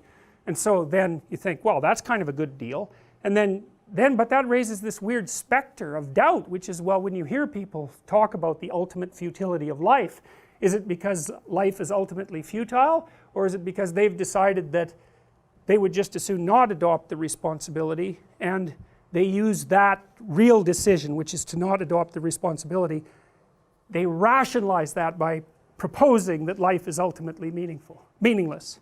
And like, you know, I kind of buy that. I really do think that's what's going on. So, but maybe not. But it could be that if you want to have an ultimately meaningful life, that you have to adopt ultimate responsibility. Makes sense. What might that mean? Well, one thing it might mean is that, and I do think it means this, is that I think it was Alexander Pope, but I might be wrong about that, who said, nothing human is foreign to me. And that's a hell of a statement, right? Because if you think about all the things that human beings are capable of, and they're capable of some, like if you really want to know what people are capable of, you should read about Unit 731. But I would not recommend it, because if you read it, you will never forget it, and you will be sorry that you read it. But you'll know. Anyways, to say that nothing human is foreign to you, that's a hell of a thing to say, because that means that what other people have done you could do. And that also means you need to take responsibility for that. That's no joke, you know, it's a big deal to do that in even a trivial manner. Anyway, so the idea is that you can elevate, if you elevate your viewpoint to some transcendent ethic, you want what's ultimately good, you really want that, whatever that is, you don't know, but that's what you're aiming at. Says that, well, then it says this strange thing that, well, what you want will all of a sudden come to you. Well, that's a proposition, and it's the proposition that's basically played out in the movie. It's a hypothesis. The hypothesis is the best way to orient yourself in life is to orient yourself towards the highest good that you're capable of imagining, and then aim at that, and then things will work out the best way they can for you. And I believe that's correct. My observation of life has led me to see that that seems to be correct. So for example, you don't get something you don't aim at. That just doesn't work out, and so lots of people aim at nothing, and that's what they get. So if you aim at something, you have a reasonable crack at getting it. You know, you tend to change what you're aiming at a bit along the way, because like, what do you know? You know, you aim there, you're wrong, but you get a little closer and then you aim there, and you're still wrong, you get a little closer and you aim there, and you know, as you move towards what you're aiming at, your characterization of what to aim at becomes more and more sophisticated. And so it doesn't really matter if you're wrong to begin with, as long as you're smart enough to learn on the way, and as long as you specify a goal. So specify a vague one. I want things to be the best they could be, and I'm willing to learn what best means as I go along. Okay, so fine. And then you get what you truly need, we'll say. Well, maybe not. No, if your heart is in your dream, what does that mean?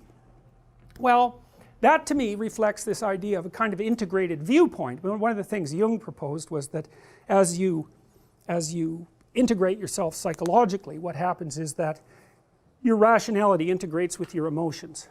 They stop being opposed forces. Like the Enlightenment idea is that rationality and desire are opposites and enemies in a sense. And the Jungian notion is, and the psychoanalytic notion I would say in general, and the humanist notion even perhaps, is that no, that's not right. What you want to do is you want to integrate your rationality with your emotions and your motivations. They're not separable, even technically. They have to work together, and that all has to be integrated with your body. Not only do you have to take your heart into account and notice what it is that you want and don't want, but you also have to embody that. You have to act that out in the world. So fine, so that's what that means. And if you do that, then, well, then your horizons open up. And I also believe that's true. You know, I've known people in my life who are insanely successful, like insanely successful.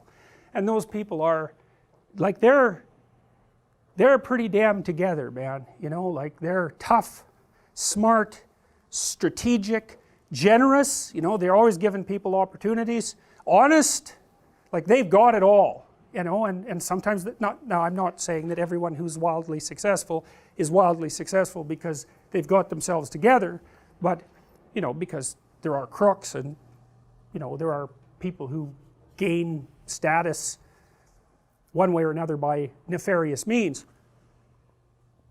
But that's a lot more unstable than you might think. And I can't say exactly if you pursue that route, you're going to pay for it. Like, you'll have your money or whatever it is, but it's not going to do much good for you.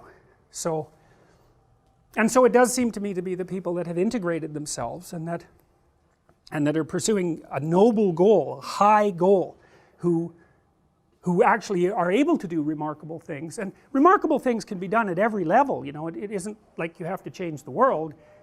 Like, as a whole, it could be that you do something remarkable within your family, you know, and that can be tremendously admirable. You know, someone's got to take care of a family member if they're sick, you know, like there's heroic acts that you can undertake in the local environment, and maybe that will go unheralded, let's say, but that doesn't mean that it isn't remarkable. I mean, I've met people who are so damaged, you just can't imagine it, and yet, well, one person I met when I was in Montreal was this woman, and she was just ruined, man. She looked like a street person, and she was so shy, she couldn't even look at you. Like, she basically looked at the ground because it was like there was light emanating from everyone else, and she was way too timid and humble to even bear it. You know, and partly what I was doing was trying to get her to straighten up and not look so street person-ish, because it wasn't going very well for her in social interactions, you know. But it turned out that isn't what she came to the behavior therapy unit for. And she had her aunt, I think she lived with her aunt who was like schizophrenic, and then her aunt's boyfriend was an alcoholic who like went on long harangues about the devil, and it's like, really, man. And she wasn't bright, this woman, she really wasn't, and you know, she didn't really have a job, and it was just like, it was just not good in every way. And then she also, you know, had this unbelievable humility, but then, you know, it turned out what she wanted. I just couldn't bloody well believe this, that she had this dog and she used to walk it around. She took care of the dog, and that, you know, that was a good thing.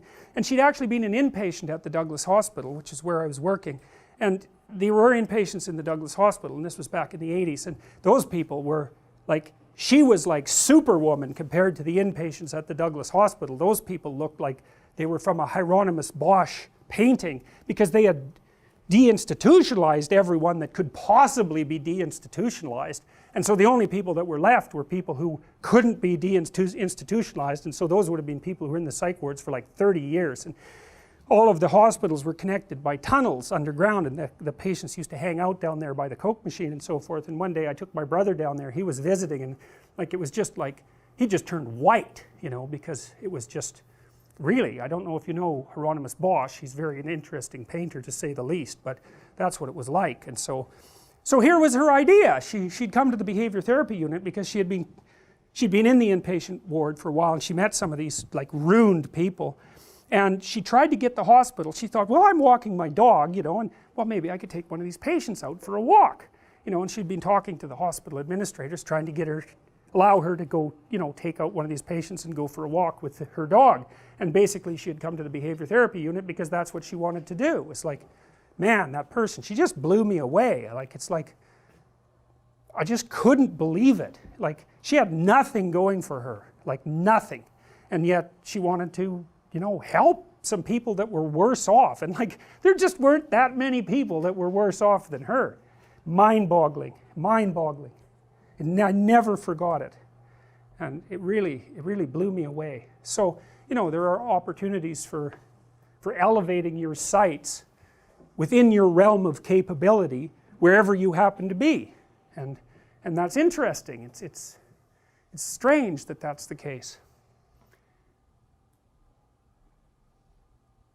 She brings those who love, that's what that should say, the sweet fulfillment of their secret longing, like a bolt out of the blue. Fate, characterized here as feminine, and that's what happens in the movie. The movie's got a Christian underbelly, like, it's quite pronounced, but it's really a pagan movie in many ways. So, for example, there's no blue fairy and the reason I'm speaking of Christianity, of course, is because this movie was created in a culture where Christianity was still reasonably intact, and of course it was fully informed by that, but the underlying mythos is not precisely Christian, even though it's informed by Christian imagery.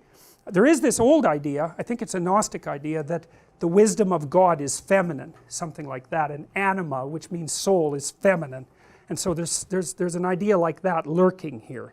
And anyways, that's fate, and that's the blue fairy in this particular movie. You know, she comes down from the star, which is kind of makes her an avatar of God. That's the idea, and she's the transformative agent. She's really Mother Nature, you know, in her positive guise, and that's why she can animate.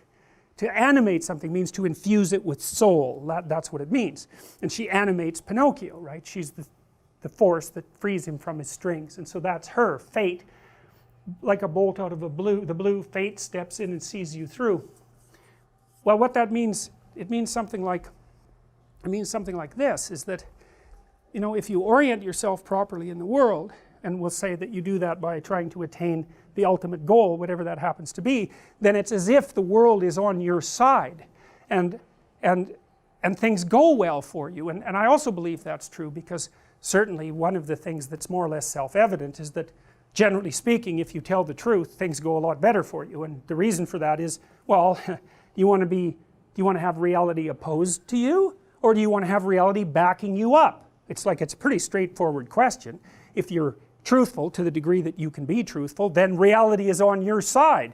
That's a good thing, because there's a lot of it and there isn't much of you. Whereas if you take a deceitful approach to things, then, well, then you're challenging reality. It's like, good luck with that, man. It's like you're holding a plastic ruler in front of your face and bending it, you know, and at some point you're going to let go, and it's going to, all that force that you've stored up, and it's going to snap back and nail you, and that happens. Like, I have just never seen anyone in my clinical practice ever get away with anything. Nothing. And it's not surprising. It's like, if you're going to mess with the structure of reality, like, it's going to mess back, and it does. And it might not happen for years, and you might not even notice the connection. I mean, part of what you do in psychotherapy is actually make those connections. It's like, why did this horrible thing happen to me? Well, who knows? It's like, let's take it apart. Well, who knows how far back we have to go? It might even have things to do, not even with you, it might have things to do with the errors in your parents' relationship. Like, you just can't mess with the structure of reality. It stays warped until you straighten it out, and it's not good. So there's an injunction here, which is that, you know, if you follow this path, you pick a high goal and you put your heart in it, you know, you commit to it, believe in it. Believe means to love. Believe and be love is the same thing. It means to act out, and that's what the belief means. Like, we think belief means to accept a set of propositions as true. Well, that is one form of belief, but that's more like factual knowledge, right? Belief is more like you decide that you're going to act something out. You make a decision and then you act it out, and that's a reflection of your belief. You know, it's you're staking yourself on something. Do you know? Well, no, because you can't. You can't know. You're bounded by ignorance. You can make your best guess and move forward, and you can do that with commitment, but you have to believe in order to do that. I guess that's why it's a wish. Okay, so fine. Well, then we have Jiminy Cricket. That's southern US slang for Jesus Christ, by the way, and the initial overlap isn't a fluke. I mean, I'm sure the animators thought that was funny, and of course it is funny. And you know, in The Lion King, you know that baboon who's the shaman, basically? Well, to begin with, he was kind of just a comic relief character, like a fool, you know. But one of the things Jung mentioned about the fool is that the fool tends to turn into the savior. It's an archetypal reality. Bugs Bunny is sort of like that, you know, he's a trickster. And as the movie developed, the character of the fool baboon took on the full-fledged, you know, shaman priest element.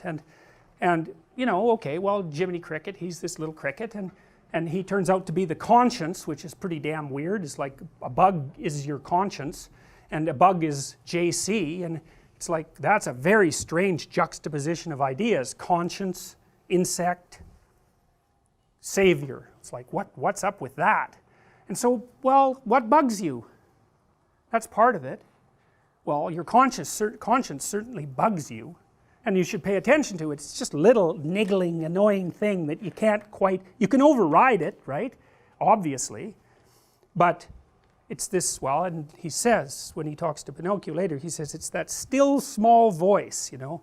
And I've asked people before, like in my personality class, like, because conscience is a weird thing, and like, if I said to you, if you're about to do something that you know you shouldn't do you have a voice in your head that tells you that you shouldn't do it? So how many people have had that experience?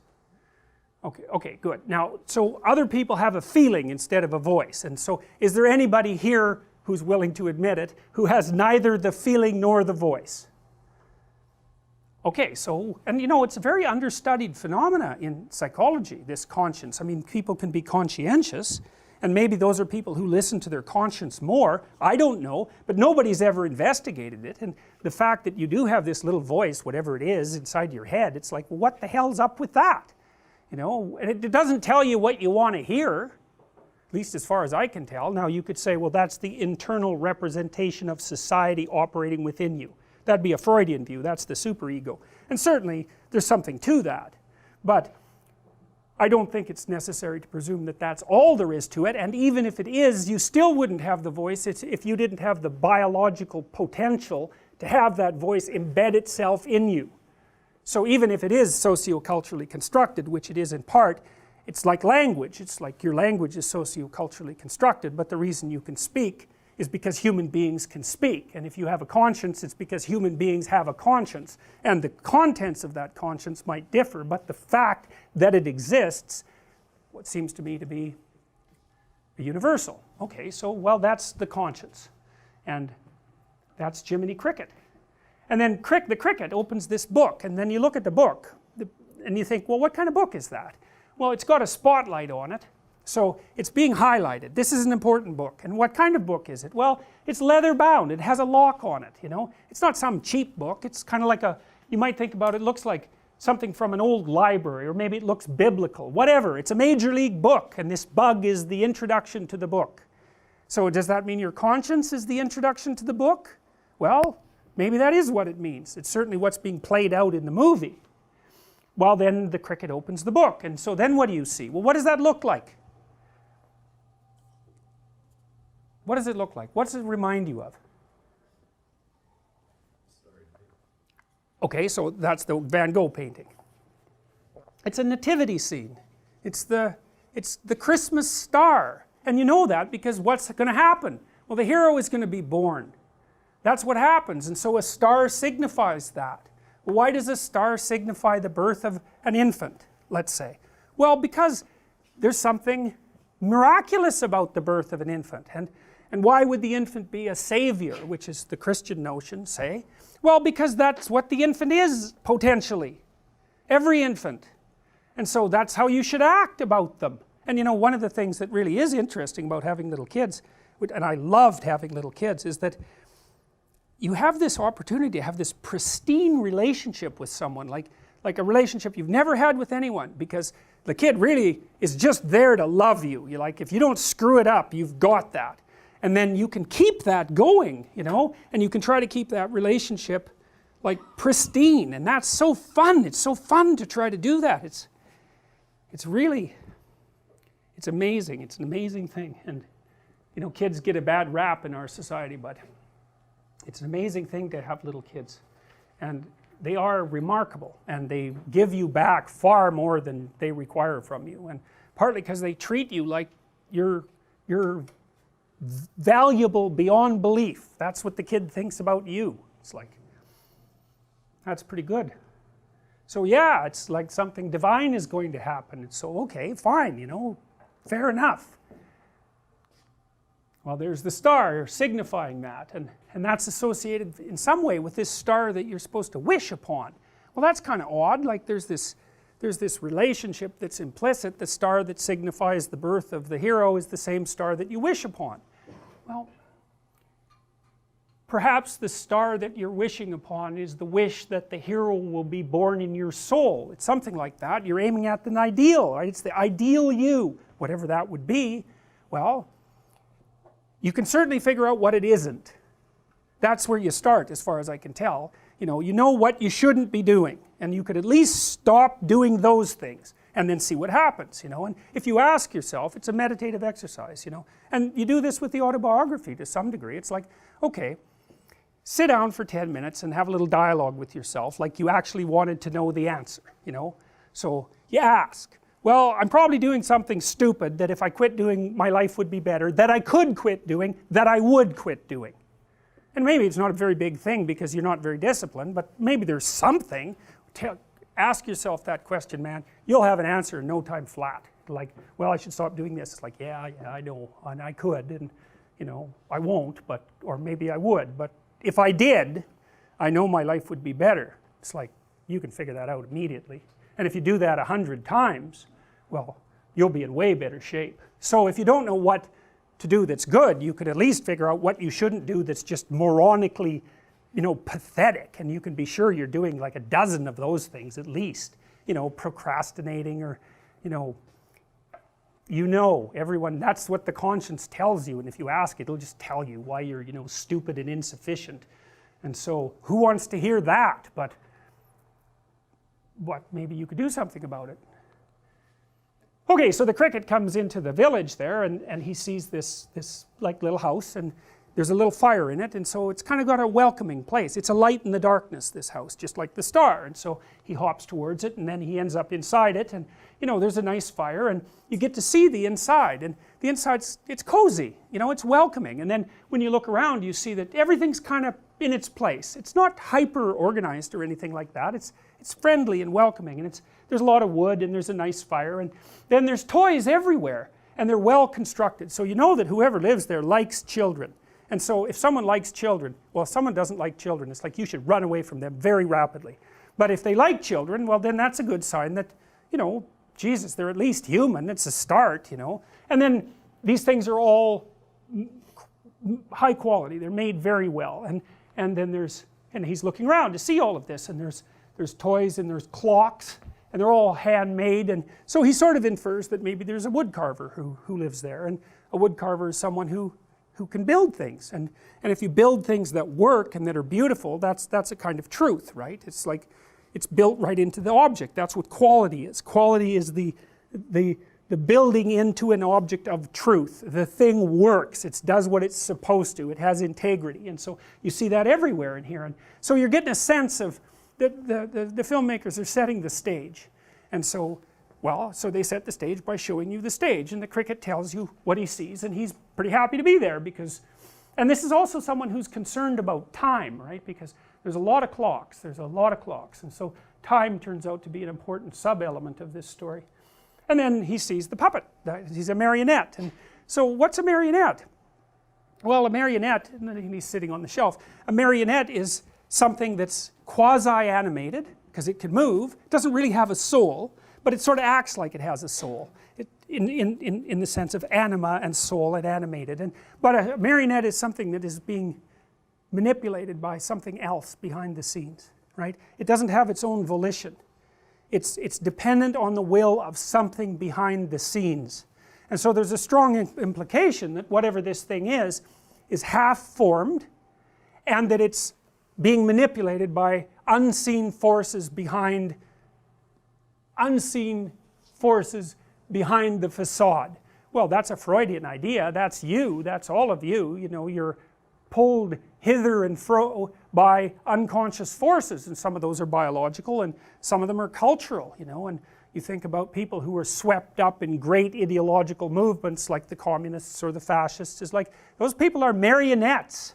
That's exactly what they are. They all say the same thing. They all mouth the same words. They all act the same way, and something's behind it. And the question is, what?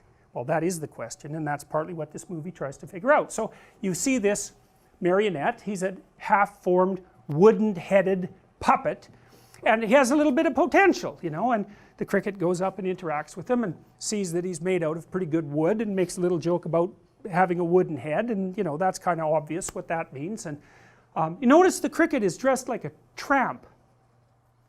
And when you first saw him, he wasn't. He was dressed like a 1920s millionaire. So, but here he's a tramp. And this is so interesting. It's like, so this bug that's a messiah, that's the introduction to the book, that's the conscience, is also a tramp with no home. It's like, what does that mean? And it took me a long time to sort that out. And it's like, he's been everywhere, this tramp. He's been everywhere. And he knows, he's traveled the world, but he doesn't have a place, he doesn't have a home. He hasn't made a relationship with anything real yet. He's kind of a potential. And this is one of the things that's really interesting about this movie, because if you think about the cricket as a fragment of the hero, and say a reflection of the savior, which is his relationship with JC, of course, and the person who introduces the book, then the story gets strange, because if it was merely a representation of the perfect person, the archetype of the hero, then the conscience would know everything, right? And it would just tell the puppet what to do, and that would be the end of it. But that, first of all, that's a dull story. It's like perfect conscience comes along, puppet does everything it says, bingo, perfection. But that isn't what happens. There's this weird idea that this thing that's got all these attributes needs a home, and has to enter into a learning relationship with the thing that it's trying to transform. It's so sophisticated, because, you know, I could say, you should do what your conscience tells you. It's like, well, maybe not. Maybe that's not exactly how it works. Maybe your conscience isn't omniscient and omnipotent. Maybe it's not God, right? It's a guide, but it's maybe smarter than you sometimes, maybe because it's society in your head. And obviously it's smarter than you sometimes, because it tells you not to do something and you go do it, and then you get into trouble and you think, well, if I would have just listened, but you don't. And that's interesting too. It's something that you don't have to listen to, which seems to be associated with free will. It's weird. It's like, if your conscience knows what to do, why aren't you just a deterministic puppet of your conscience? Christ, that would work a lot better. You wouldn't have to torture yourself, and you wouldn't make any mistakes. So why the separation? Well, maybe it's because the conscience is generic, and so it has to be taught. It has to learn too. And so what you do is you have a dialogue with your conscience. It's something like that, and then you expose yourself to more and more of the world, and you get wiser and your conscience gets wiser, and you mature together. And that's what happens in this story, because the cricket starts out as this tramp that, you know, is smarter than the puppet, but not as smart as he thinks he is, that's for sure. And when he first starts to operate as a conscience, he's completely useless at it. He babbles off a lot of cliches about morality, and then he's late the first day for his job, and he's just not very good at it. And so there's this weird idea that the conscience, which is part of what puts you towards redemption, is something that you actually have to interact with over the course of your life in order for it to develop as you develop. And so then I would also say that the cricket represents, at least in part, what Jung described as the self, which is like the potential, fully developed human being that sort of exists within you as a possibility. But it has to be manifest in the actual conditions of your life. And so the conscience has to learn how to position itself here and now. And it's got generic advice, and that's not good enough. And so that's why the cricket is looking for a home. And so he needs a home, even though he's all these other things we already said he was. He has to find a specific home before he can become who he could be. Well, so then Geppetto shows up, and he's a kindly old guy, which is pretty much exactly what you'd expect. And you know, he's a careful craftsman, and he likes kittens, and you know, that's always a good thing. And he has some fish, and you know, he's good at making things, and he's got a sense of humor, and he's kind of playful, and so he's the good father. Fundamentally, he's the wise king. He's the positive archetype of the masculine, and that's what he is. And so he's culture in its positive manifestation, and he gives rise to this creation, which is his puppet, which is what culture does, because you're a puppet of your culture, you're a marionette of your culture. And so maybe you could be more than that. And that's the other thing that's strange about this movie, and it's strange about the mythological way of looking at the world, because scientifically, deterministically, there's nature and there's culture, and you are the deterministic product of the interaction between nature and culture. There's nothing else to you than that. That's that. But the mythological world doesn't say that. It says something different. it says that there's nature and culture, and then there's you. And the you that's in there has choices and a destiny, and that you actually affect the interplay of nature and culture in determining your own character. And it insists upon that. The oldest stories we have, there's always the hero and the archetypal mother and the archetypal father. There's always those three things. There's never just two. So from the narrative perspective, there's always the implication that there's something autonomous about the hero of the story. And you know, you can't account for that. We don't have a good way of accounting for that from a scientific perspective. I was having a discussion with Sam Harris the other day, which was very, what would you say? He said we got wrapped around an axle, which is pretty much, Sam Harris is one of the four famous, you know, atheists, along with Christopher Hitchens and Richard Dawkins and Dan Dennett, yeah. And so we were having a discussion, and he's a determinist, just right down to the bottom. It's like you're determined, there's no free will, you're a deterministic machine. And you know, if you're a coherent scientist and you're a Newtonian, roughly speaking, you don't really have much choice other than to think that way, but that isn't how it seems to people. And we don't treat each other that way, and our entire legal system is predicated on the idea that you do in fact have free will. So, well, can we account for it? Well, no. And do we have a scientific model for it? No. But then I would also say we do not have a scientific model for consciousness. We don't know a damn thing about consciousness, which is why Dan Dennett's book, which was called Consciousness Explained, was referred to by its critics as Consciousness Explained Away, which is exactly right as far as I'm concerned, because he took a mechanistic approach, and I just don't think you get to do that, because there's something really weird about consciousness. I mean, the phenomenologists like Heidegger, who tried to radically transform Western philosophy right from the bottom up, he basically said, well, you know, you can treat the world as if consciousness is primary and that human experience is reality, that's reality, and that it doesn't exist independently of consciousness in any explicable way. It's like, well, what's out there if there's nothing to experience it? Well, everything at once. It's something like that. It's not really comprehensible. As without a subject, the subject defines it and makes it real. Now, you don't have to believe that, but at least I'm telling you that there are thoroughly coherent philosophical positions that make that case very strongly, and that allow consciousness to exist as a phenomena and to take it seriously. And you certainly act like you take it seriously. You act like there's a you and that you make choices, and you certainly treat other people that way. Deterministic or not, you're still going to get angry when they're being, you know, rude to you, and you're going to act as if they had some choice in the matter. Now, maybe that's an illusion, possibly, but maybe it's not. And I would say the oldest stories that we have always include that as not only a fundamental element, but even as the fundamental element. So, well, so you can think about that however you want. But anyway, so Geppetto comes along and he's going to finish off the puppet. And so what does he do to finish off the puppet? He gives it a voice. He gives it a mouth. Well, that's really, really interesting. So in Genesis, this is a very, very, very complex idea, and it took people thousands of years to figure this idea out. And it's something like this. So at the beginning of everything, there was chaos, and that was like potential. It was something like potential, the potential for being. And God, who's God the Father in the Genesis account, uses a faculty that he has, which is the word, to call being from chaos. And that's the creation of being, right? It's the manifestation of order from chaos. And it's the word, the logos, that it's the logos that's the tool that God uses to do that. And that logos in Christianity is associated with Christ, which is a very weird thing. But the reason for that is that there's an idea that the divine element of the individual is the thing that uses language, communicative language, to call the world into being. And that is what we do. As far as we can tell, it's like you make a decision, you think it through, you talk it over with your friends, you plot a course, and the world manifests itself in relationship to your choice.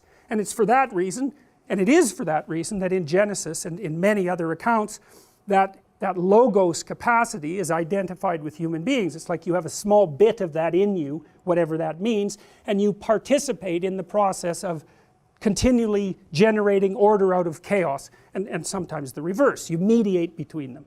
And so, and that in Western culture, and it's certainly the case in other cultures as well, that's why you have rights. Fundamentally, that's why the law has to respect you, is because you've got this spark of divinity in you that's transcendent, that nobody gets to transgress against. And you say, well, do you believe that? It's like, well, you act like you believe it. You treat other people like you believe it, or they're not very happy with you.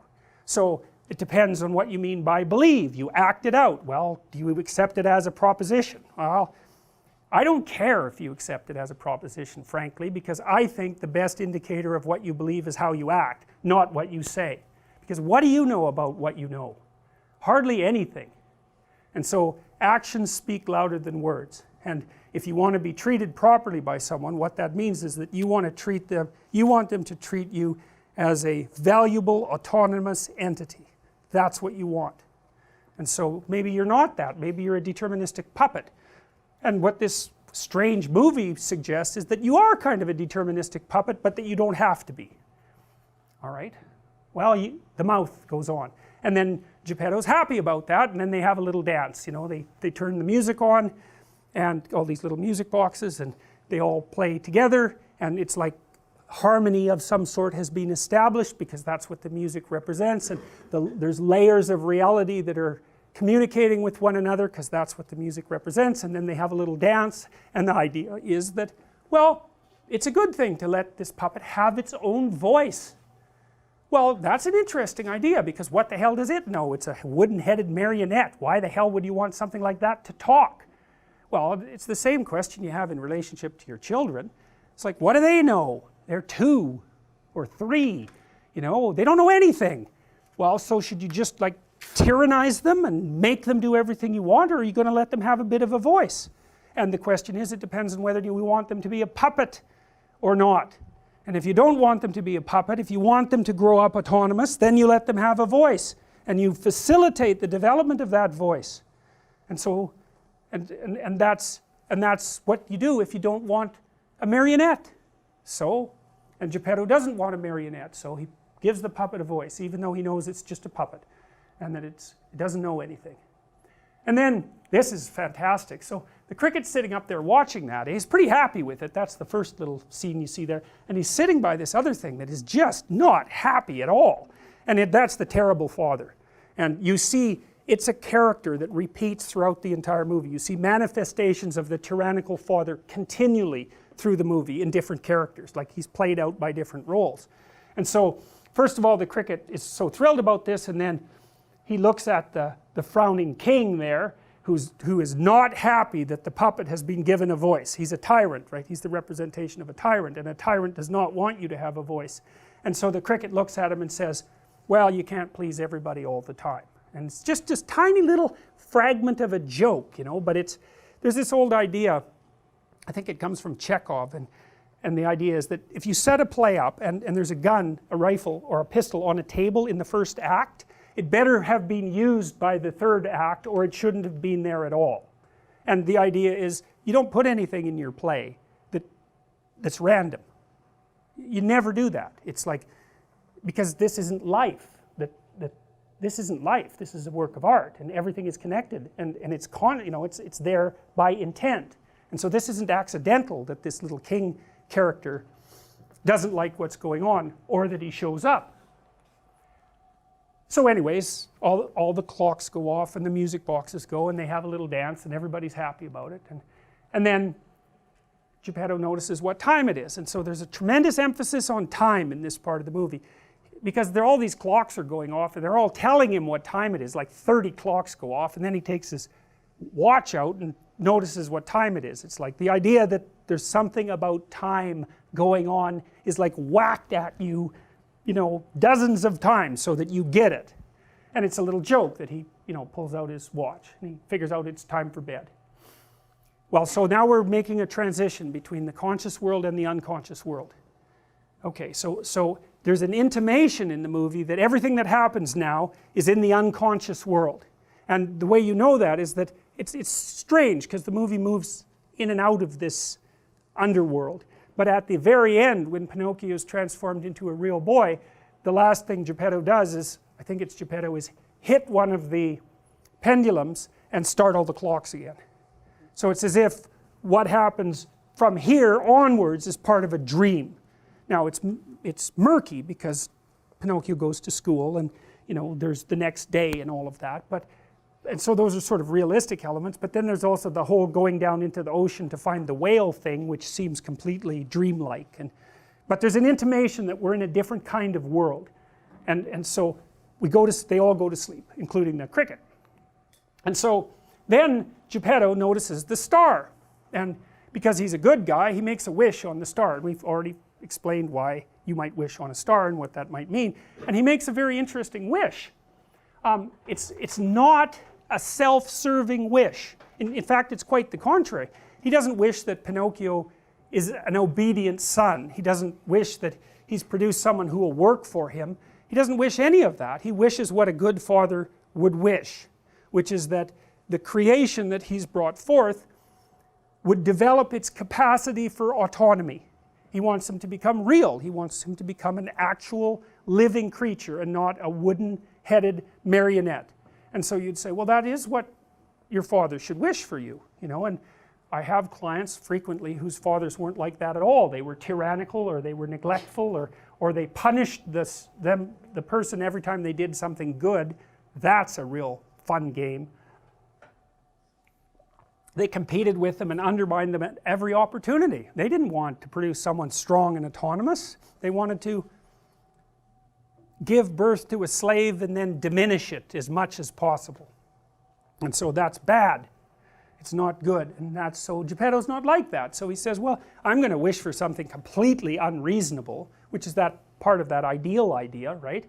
And the unreasonable thing is that this puppet could become real, could actually take on its autonomy and move forward. And so that's what he wishes. And then they go to sleep.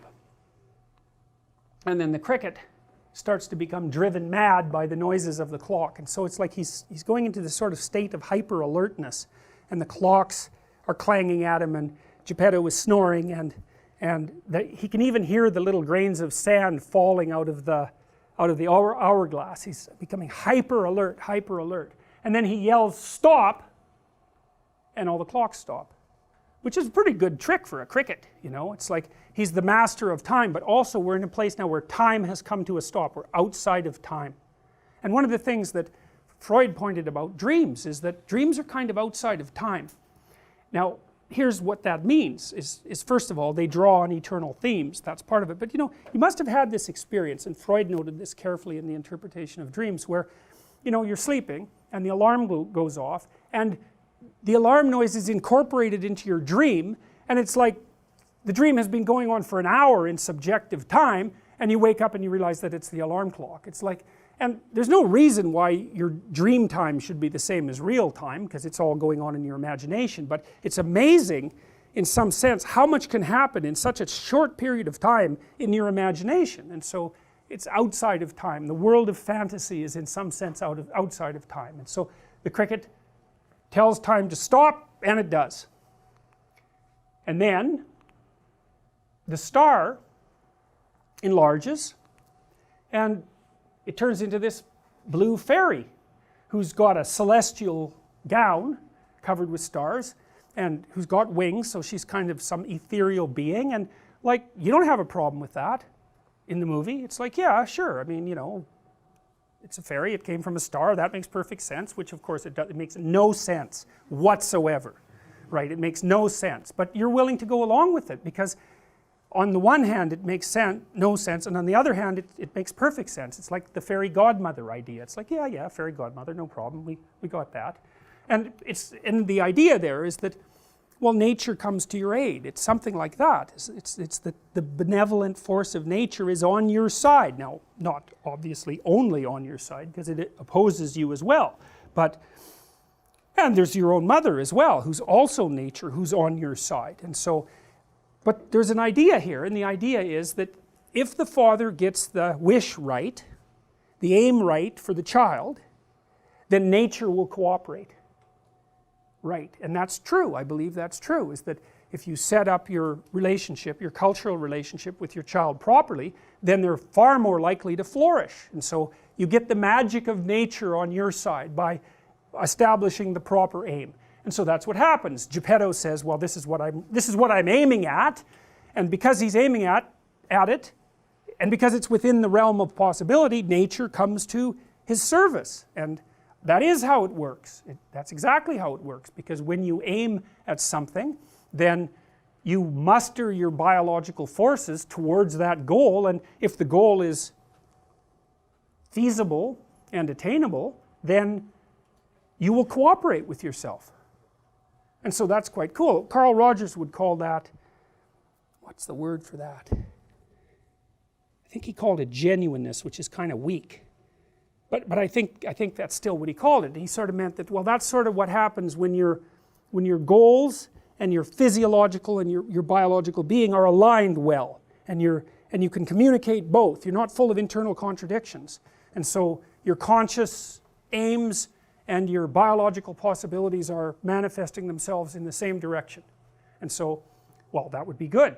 So anyways, the fairy shows up, and she's quite sexually attractive. She's quite provocative, and she charms the cricket, and who gets all blushes and like is all, you know, embarrassed and overwhelmed by this like figure of celestial beauty, and decides to cooperate. The conscience decides to cooperate and gets some responsibility. And so the fairy allows the puppet to move without strings.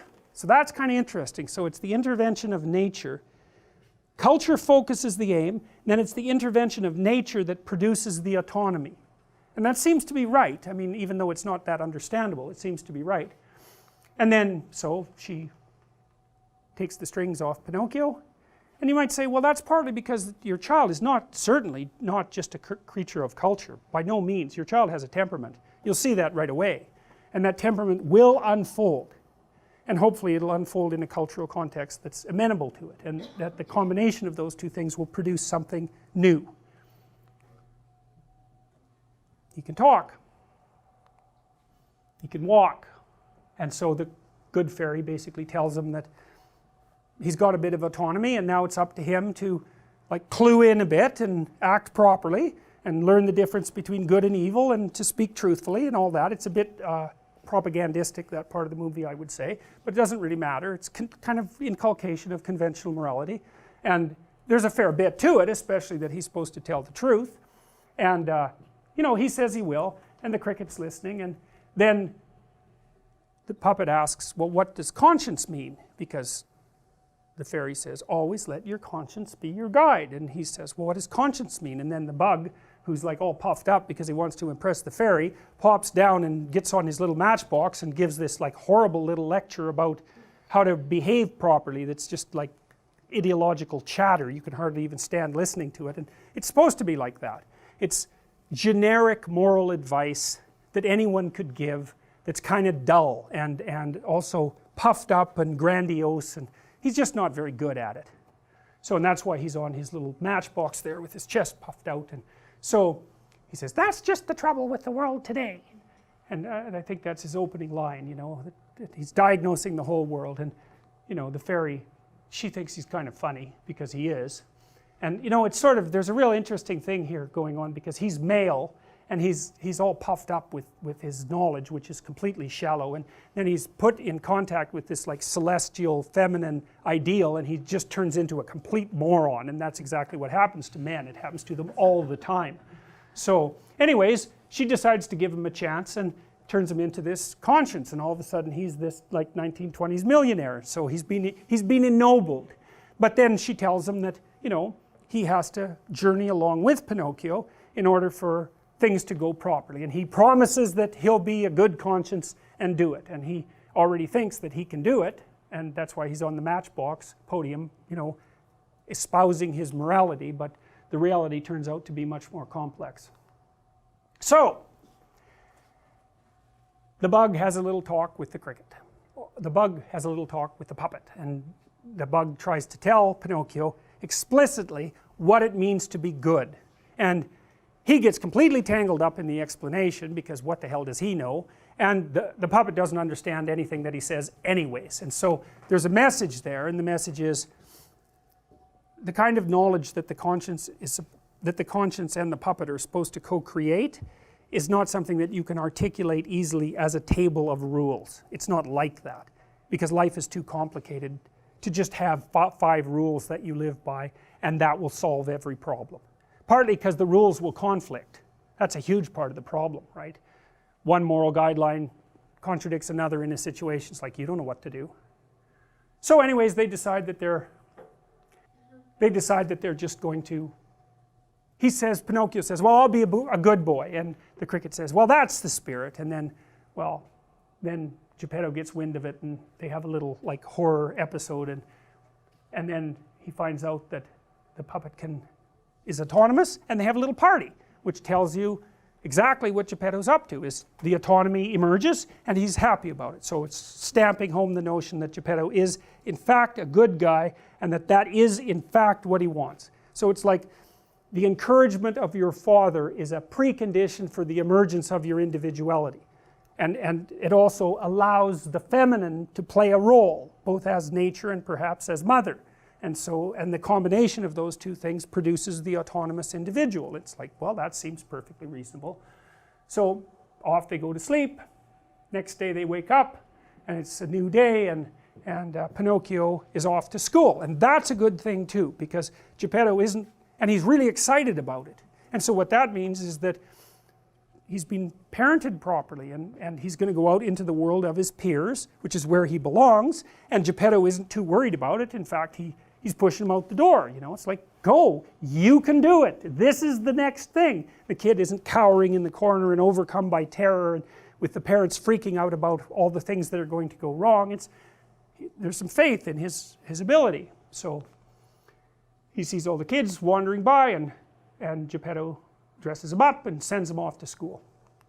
And so that's good. So that's a happy family story. It's like mom and dad got together, they decided that the kid was going to, you know, be competent and autonomous and ready to face the world, and so out he goes. And so he's like 5 years old at this point or something like that, and that's where we're at in the story.